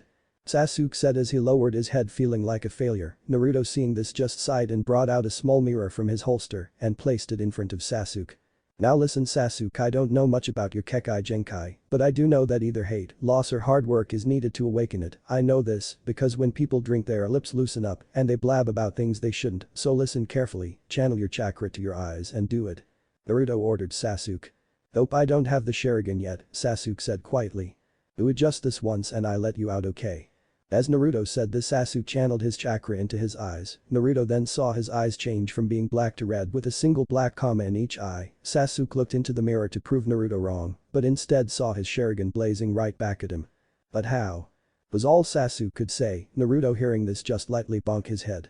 You idiot, you watched your parents get killed by your big brother, and from what I heard about you, you idealized him, and what did he do? He took everything you hold dear and slashed it away. That loss, that hatred was more than enough to awaken your eyes, but you didn't know how to turn it off or on.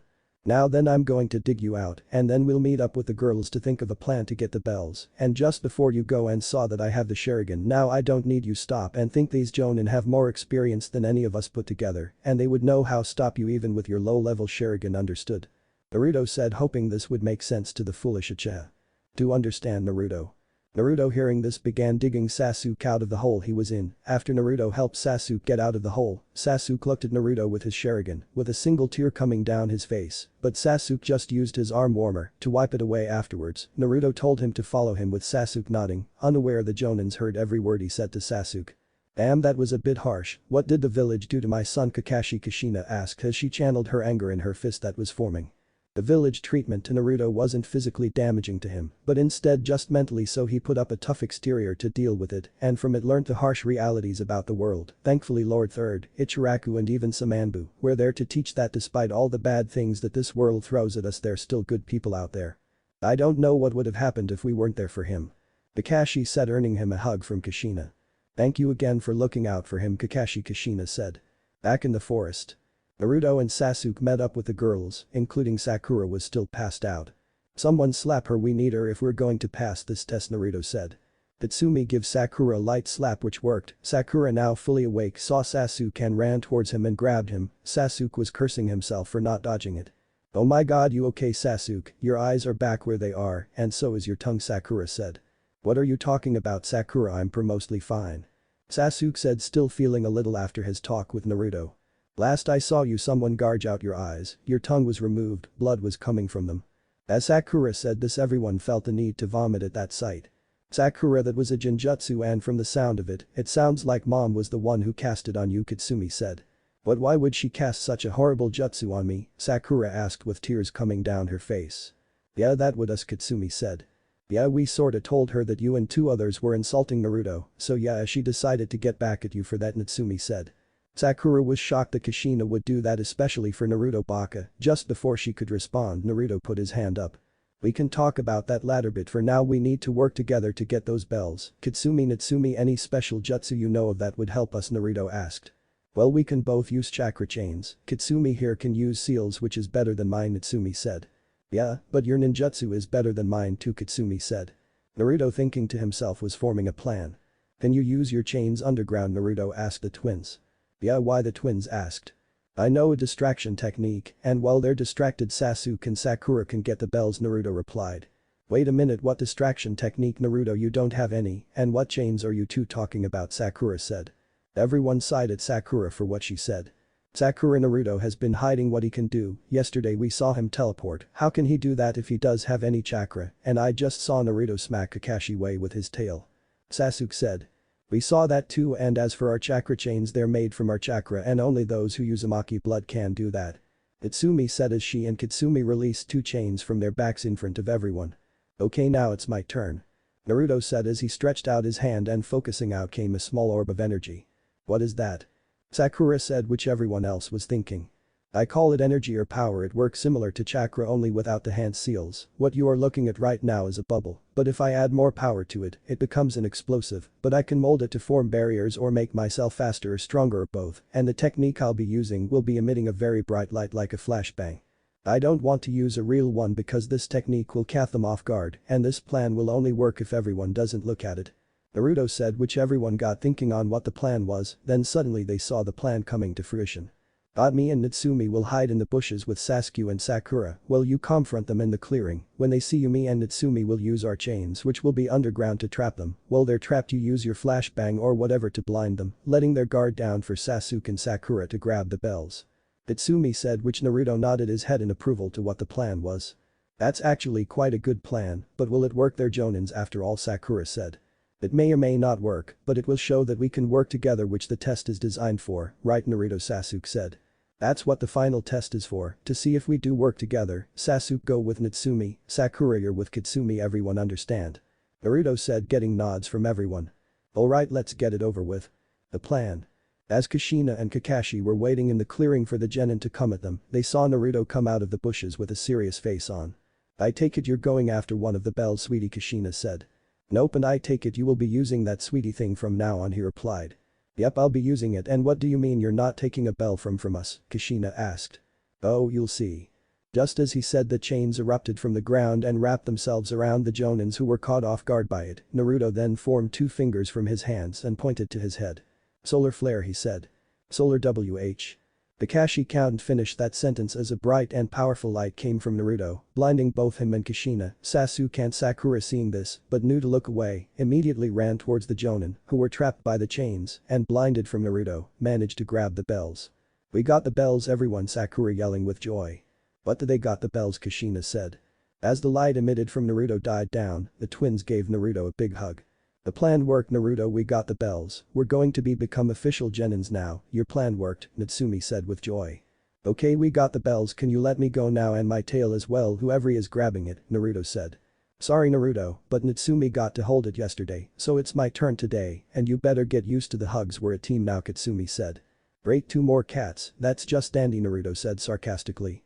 Well done everyone, that was a great plan that required everyone involved. Well done, Kushina said, still squinting her eyes. Even I admit I'm impressed by that, and your team is the first that I have ever passed, Kakashi said. What do you mean by that, Kakashi-sensei? Sakura asked. Every Genin team I ever took always failed the bell test because they always end up fighting each other for the bells, but yours is the first that actually worked together. It took convincing some of the difficult teammates to put aside their pride, but it worked. Kakashi said as he looked at Sasuke, who finally realized what he meant. Now before we go tell the Hokage about the results, I just want to say one more thing, and this is the most important thing I want you to remember. All the Genin came closer to hear what Kakashi wanted to say, but instead he pointed to a memorial stone on the training grounds. That memorial stone over there has the names of all the shinobi who died protecting their comrades, and it is why what I'm about to say is the most important thing you will ever hear, Kakashi said. Those who break the rules are scum, but those who abandon their friends are worse than scum. Remember those words. Kakashi said as the Genin, hearing those words, reflected on their meaning. After a minute the Genins nodded their heads, understanding what Kakashi was telling them, except for Sasuke, who was conflicted with his personal vendetta and his Uchiha pride. Alright Team 7, me and Kakashi will be going to the Hokage to announce that the team has passed, but we will back for one more test, Kushina said. Wait, another test? What test? Naruto asked. Well Naruto sweetie, this test will be to see you what you and only you can do, don't worry, it won't us testing you, we got someone else to test you. Kushina said with an evil smile. Chapter 6. The Hokage office. Just as Minato settled down in his office with Tsunade, Jiraiya and Hiashi Hyuga, whom Minato wanted to check Naruto during the final test with his Byakugan, just as he was about to sit down, Kakashi and Kushina shunned into the room, surprising everyone. Hi Minato, Tsunade, Hiashi, Jiraiya, Team 7 passed the bell test, Kushina said. Really, with an hour to spare? That's good to hear, Minato said as he looked at the clock. There were a few hiccups along the way, namely Sasuke with his Uchiha pride, but Kakashi dealt with him after Naruto dealt with Kakashi. Kushina giggled the last part, earning Kakashi some confusing stares from everyone else in the room. What do you mean Naruto dealt with Kakashi? Minato asked. Kakashi told them what happened during his encounter with Naruto. The room erupted with laughter at the poor Jonin, who just hung his head in shame. While the laughter was dying down, Tsunade asked a question which she and Jiraiya didn't know about Naruto, even Hiashi didn't know it. Wait, Naruto has a tail? She asked. Oh yes he does, it looks so soft and fluffy, the twins already had a grab at it, I can't for the next time to grab it so that I can feel, Kushina said. Back at the training grounds, Naruto felt a shiver run down his spine. You okay Naruto, the twins asked. Just a cat shiver, Naruto said, which put him on guard. Back at the office. Forgive me Hiashi, but why are you here, Kushina said. Minato asked me to use my Byakugan to get a proper read on how Naruto uses his abilities. I even asked my eldest about Naruto, but due to her inexperience, she only said that it was some kind of light. This light that Naruto has also got my curious, so I agreed to it as well. Hiashi said with Kushina nodding in agreement to him being here. Just then the door opened, revealing Hiruzen in civilian clothes instead of his usually Hokage robes. Lord Third, what are you doing here? You're retired, Minato asked. Oh, I heard what was going on today apart from bell test, and I was hoping to finally see Naruto unleash what he's been hiding. Hiruzen said. BFFT if he has any, that is. Jiraiya said, getting glares from everyone in the room including Hiashi after he found out the reason that Naruto wasn't with the Minato and his family. From what his sources told him, they thought that Naruto had died due to no chakra emitting from his body, and when they found him alive and well, they told Jiraiya that he was alive, but he didn't tell Minato or Kushina because he was focused on training the twins for some stupid prophecy from some ancient toad. Now then, it is true that the Hyuga clan does use some barbaric seal to keep the Byakugan safe that is only used on the branch family instead of the main to keep them in line in some form of slavery. With a single hand sign, the branch member would be on the floor in immense pain from the seal that placed on them. But Hiashi would always treat the branch family with respect, but he would never say it because of his own pride, and he would only use the hand sign as a form of punishment that was rarely used at all. After he heard what Jiraiya did, he was disgusted after watching Naruto struggle throughout his life in the village and the academy for something he never did at all. Be careful Sannin, or you might end up back in the hospital again, Hiashi warned the Sannin. Why do you care about Naruto? Jiraiya said. He saved my eldest daughter from some bullies when they were children, and her bodyguard was elsewhere at the time. I was never able to repay it back, so I watched him from afar in case of trouble, and during these watches I saw my daughter spying on him. I believe Hinata might have a small crush on him, but lacks the confidence to confront him on it, Hiashi said. Just before Kushina could respond, Minato clapped his hands together to bring attention to him.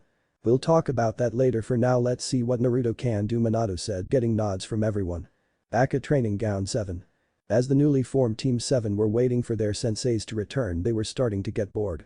If they don't come back in the next 5 minutes, I'm leaving, Naruto said. Before Sakura could yell at him, Minato and everyone from the office arrived. It's about time, what took you so long? Naruto asked.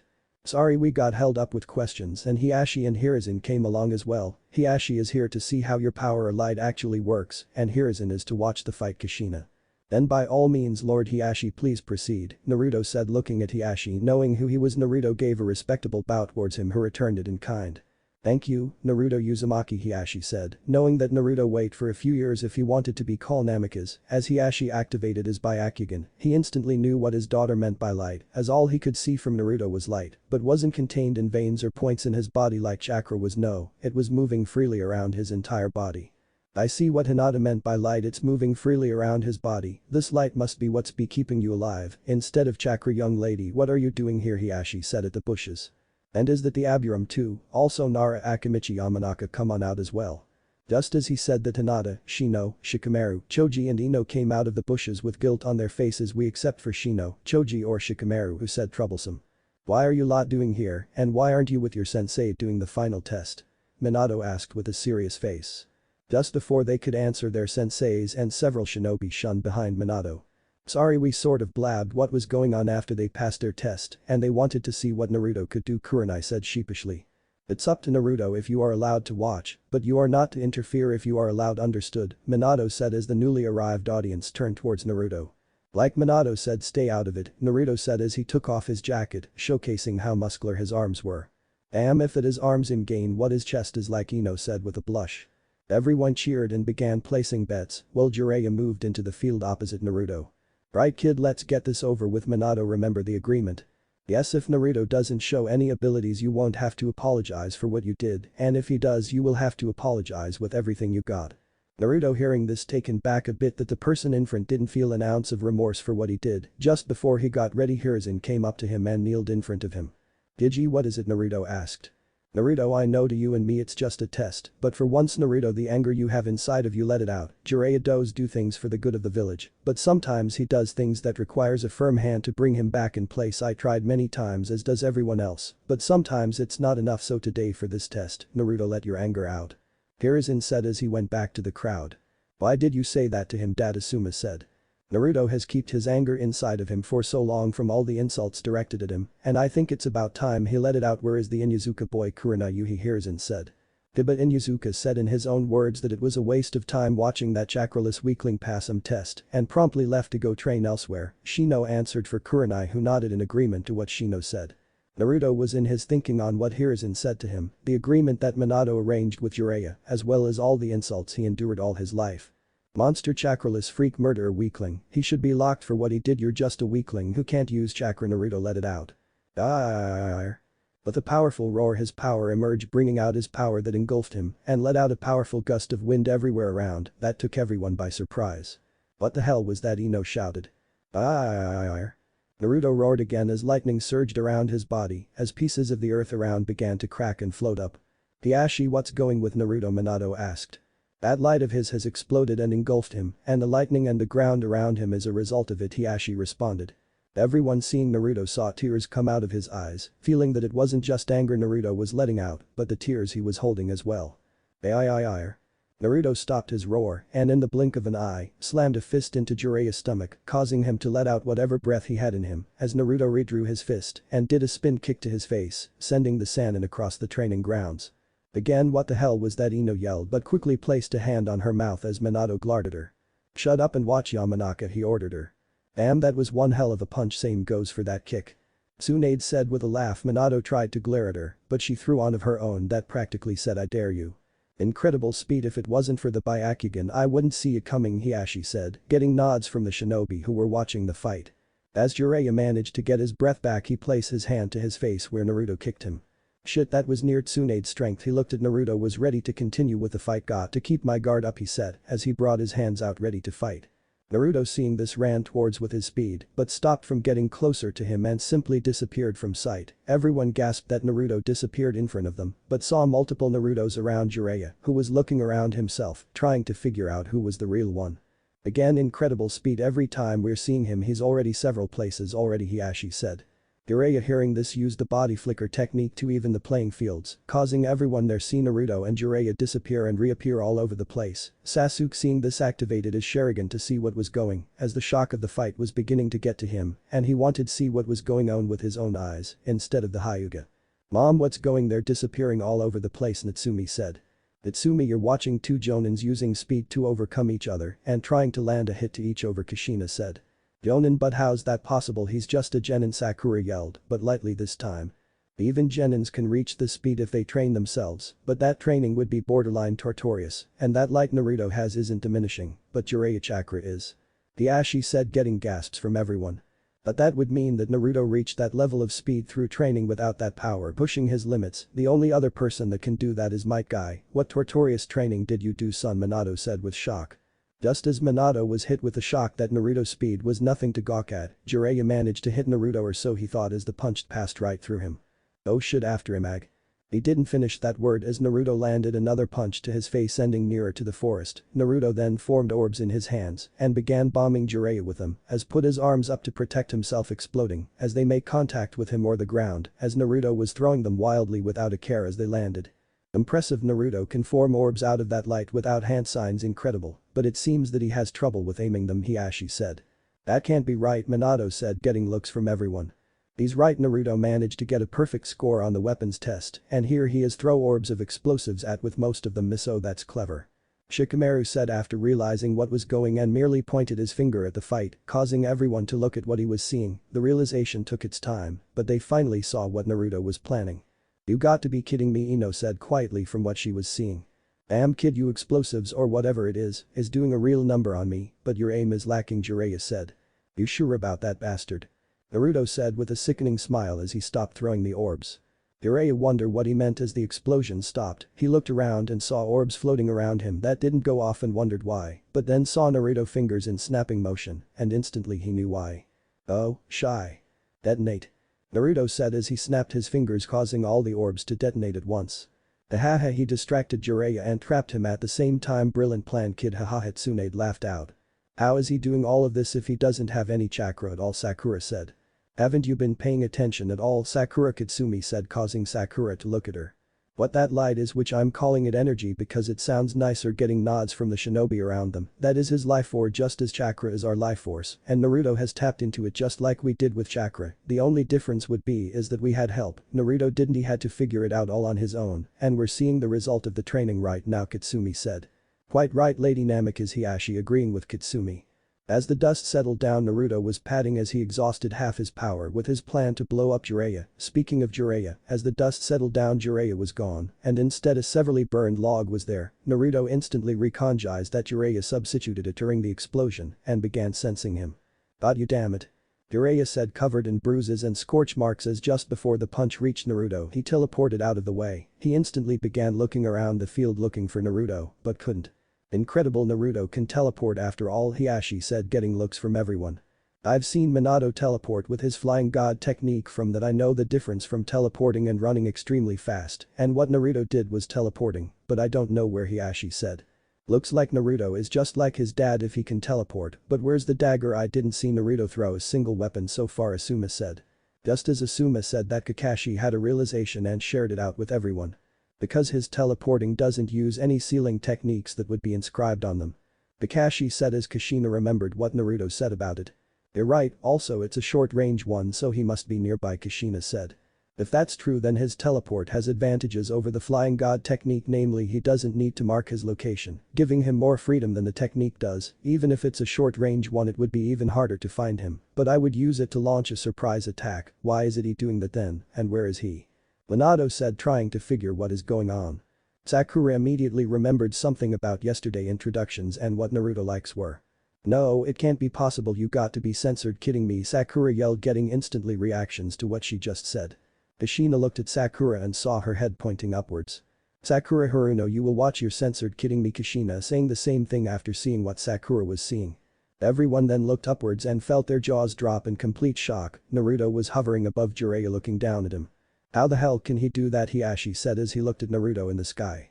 Okay, so Naruto can fly, is that rare or something, Ino said as she was too shocked to yell. Rare? I only need one hand to count how many people can fly and that won't be a full hand. Hiruzen yelling for the Yamanaka. Jiraiya hearing the yellings looked up and saw Naruto about to launch another barrage of explosives at him. You got to be censored, kidding me. Jiraiya said as he began running away into the forest hoping for some cover as the explosions began again, orbs destroying everything that touched them. It would seem that Naruto won't be up there much longer, Hiashi said. What makes you say, Hiashi? Minato said. He's right, Naruto's energy is running low, I can see it with my Sharingan too. It would seem that even the Sharingan can't see Naruto's power, Hiashi said. Naruto teleported in the center of the clearing but faced the forest.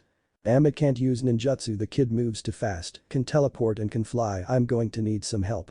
Jiraiya thinking to himself as he bit his fingers and began going waving hand signs before shouting summon. Did he just say summon? Naruto said before he heard some wrestling from the bushes. Look, I'm sorry, I didn't have a lot of options and the kid is much tougher than he looks. Jiraiya said as he stepped out of the forest looking a bit like a toad even with two toads on his shoulders.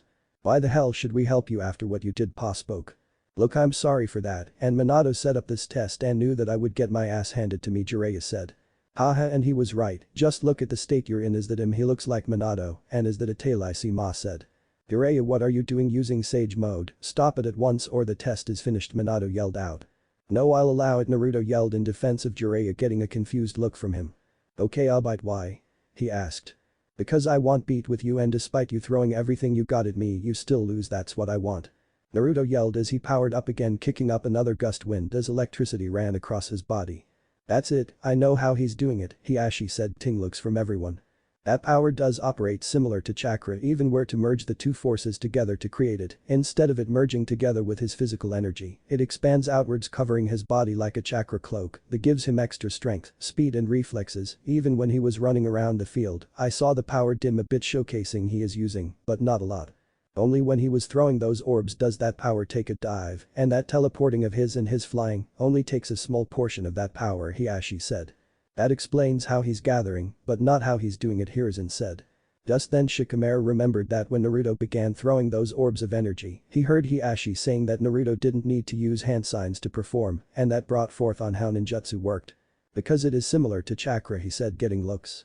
Every time we perform jutsu we need to focus on the amount of chakra we need to perform the jutsu and our thought what the jutsu should be and the hand sign required, but Naruto doesn't need the hand signs, so that leaves the amount of power he needs and what he wants them to do, like his orbs, he imagines what the orbs looks like and what he wants it to do and the right amount of power to do it.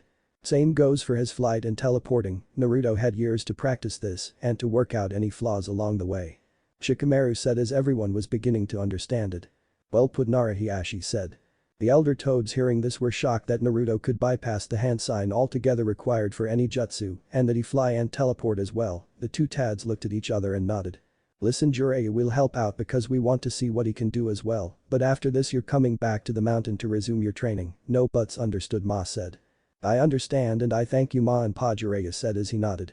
You better, and if you pull another stunt like that stupid prophecy we're kicking you out of the toad contract, understood, Pa said. Jiraiya didn't say anything but nodded, knowing full well they were serious about that. As the toads were talking to Jiraiya, Naruto noticed that his wounds were healing and he was beginning to know why. I take it that Sage Mode heals your wounds, bastard, he said. Yes kid, it does, it also increases my speed, strength and reflexes and enhances my jutsus as well, he said. Naruto hearing this only replied with a smile as disappeared again. Not this time, kid. Jiraiya disappear again, and only those with a Sharingan or Byakugan could keep up, and that was barely this time. Everyone else just heard small shockwaves that sound like fist meeting fist and places of earth that Aberty would fly upward like something was pushing against it with extreme force. In the fight, Naruto was launching punches and kicks one after each other, while to another place as well as Jiraiya, as well some of the attacks landed home, while others were blocked or dodged. Can someone please explain to me what Sage Mode is, Shikamaru asked. It's when you draw upon nature chakra instead of your own, but it's extremely dangerous, too little, and you won't see anything, but the extra chakra from nature will disrupt you, control temporary, and drawing too much will turn you to stone, killing you instantly, but if you get the balance just right and well, you're seeing the result of it as well. Minato explained as he entered his own Sage Mode with only Toad-like eye replacing his own. He entered it so that he can see the fight going and saw that both Naruto and Jiraiya were equally footing in this fight. Both fighters stopped where they are, breathing heavily as they were both exhausted with bruises all over their bodies, except for the toads on Jiraiya's shoulders, as Naruto didn't want to hurt them. Incredible, you weren't kidding, Jiraiya, that little Minato is no joke, Pa said. Indeed, he's able to keep up with us in Sage Mode, and that's saying something, but it looks like his power is dwindling, so it looks you might win this fight, but it will close, Jiraiya, Ma said. Not quite, I still got a couple of tricks left, Naruto said as he was exhausted. Give up, kid, you're exhausted just as I am, but the difference is that Sage Mode will heal me and replenish me, you can't. Naruto knew he was right, but he had a plan that forming in his head that would get rid of Sage Mode as he saw during the fight that the toads never left him and were in a meditative state, and from what he heard about Sage Mode from Minato, it would seem that being in a meditative state is what is needed to absorb nature chakra, or so he though, but the plan would work both ways, including damaging Jiraiya. I would like to thank Lady Hinata and the Hyuga clan for the next attack. Naruto said as stepped into a battle stance that mirrored the gentle fist, causing Hiashi to become suspicious. Careful, kid, the Hyuga don't like when someone mimics their techniques, Jiraiya said. Oh please, they do this in full view of the public during the Chunin exams that was held here years ago, or even training ground 12, where I training as long as I don't interfere they leave me be, and yet I manage to hold back to not arouse suspicion of what I can really do.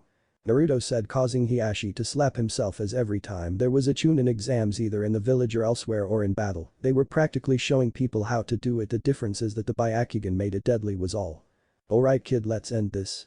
Both fighters raced to each other before disappearing again. To everyone who couldn't see, it was just like last time, shockwaves exploding patches of earth, but to those who could see, Naruto dodging all of Jiraiya's attacks and landing a 2-point finger attack on him. 24816 3,264,128,256. Naruto reappeared in front of everyone as well as Jiraiya, who looked unharmed from those attacks. Kid, that was pathetic, barely felt a thing. I'm sure Hyugas would disappointed and pissed about your attempt at copying their moves. Naruto smiled evilly and ignored the insult and simply lifted in his hand, changed it into a snapping motion. Jiraiya, seeing this, including everyone else, knew what Naruto did and turned to Jiraiya, where all of a sudden tiny lights appear all over his body, all 256 of them. The Toad, seeing this but didn't know what it was, jumped off Jiraiya and turning his Sage mode off in the process. Ah, shy. Exploding asshole technique. Naruto said, snapping his fingers, causing the lights to explode all over Jiraiya. Tsunade was laughing her ass off as Jiraiya fell into that similar trap again in the same fight. Like I said, Naruto only needs to focus what we wants his energy to do and just channel the amount needed, Shikamaru said with smile. Oh, so true, Nara, and like our enemies who say they didn't feel anything only to fall seconds later, Naruto once again through his own way demonstrated how dangerous the gentle fist can be, but I will ask him not use the gentle fist again, politely Hiashi said. Don't worry, the gentle fist is not my style anyway, I leave to the clan that actually developed it instead, Naruto said. As the explosion stopped and the dust settled, everyone could see Jiraiya and the state he was. Amino said. The only clothes that was still attached to Jiraiya was covering his manhood. Holy crap, Sakura said. Jiraiya's skin was bloodied and scorched all over. That's got it to hurt. Jiraiya tried taking a step forward but was so much pain he couldn't. Naruto, seeing this, powered up for one last attack as he lifted his hand while another hand helped raised it. Ire. The light roar escaped his lips as his body lit up again, but he focused it into his raised heart. As he did, his thoughts went back to all the insults and glares he received from the village as he looked at the one person responsible for it. You. Monster. I could have parents that tucked me in at night. Murderer. I could have been loved by my parents. The freak. As the energy took form in his hand, it was as big as his head with lightning going across it. Everyone was snapped from their shock at the state Jiraiya was in. Naruto, stop, the fight is over, Minato said. I could have sisters to play with. Filler.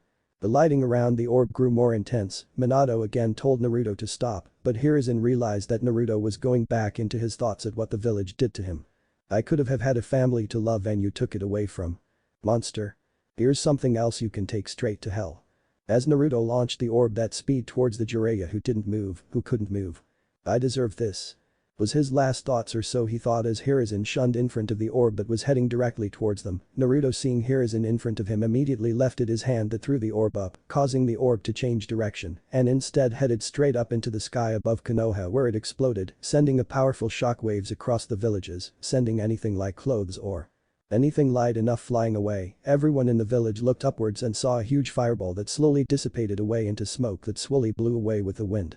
Everyone in the training ground was shocked at how powerful the explosion was. Even the Nine Tails attack was small compared to what Naruto threw into the sky. As they looked at Naruto, he was breathing heavily, sweat was coming off him a lot and his eyes were trying to close on their own, showcasing he was completely exhausted from the last attack. Tsunade, get to Naruto now, Minato yelled. Tsunade immediately ran to him as he fell to the ground but was still conscious. As Tsunade began her treatment, she whimpering, but it wasn't from Naruto. She turned her head to Jiraiya. I'm sorry. Was all he was saying as he collapsed into the ground. Lady Tsunade, Naruto would be fine, that lighter energy although dim, it's still there, I'm sure it's exhaustion he's suffering from now. I believe Jiraiya needs you immediate attention, however, Hiashi said. He's right, Tsunade, and besides you did teach the girls medical ninjutsu. Naruto will be fine, go see Jiraiya, Kushina said. Tsunade nodded her head and went to Jiraiya to begin her treatment. The twins, including Minato and Kushina, went to Naruto. They careful turned him. Others saw him crying heavily as the anger that was in him that kept up his tough exterior was gone during the fight. The only thing left was his tears that he wanted to shed but never could pour out him. Why? Was all Naruto could say as his eye closed shut, but his breathing was shallow and strong, show he was unconscious. His family realized that he was remembering painful memories of what the village did to him. Kushina slowly brushed his head with her hand, humming softly as she gently rocked him back and forth. As his whimpering and tears slowly stopped, she closely whispered something to his. Your family is here and we will always will be, my Sachi. What if Neglected Naruto was 10-tailed beast in Dragon Ball, and thanks for watching my video till the end. If you enjoy this content, then do consider subscribing to my channel and leave a like if you guys need the next part, comment down, and thanks for watching the video and see you guys in the next video.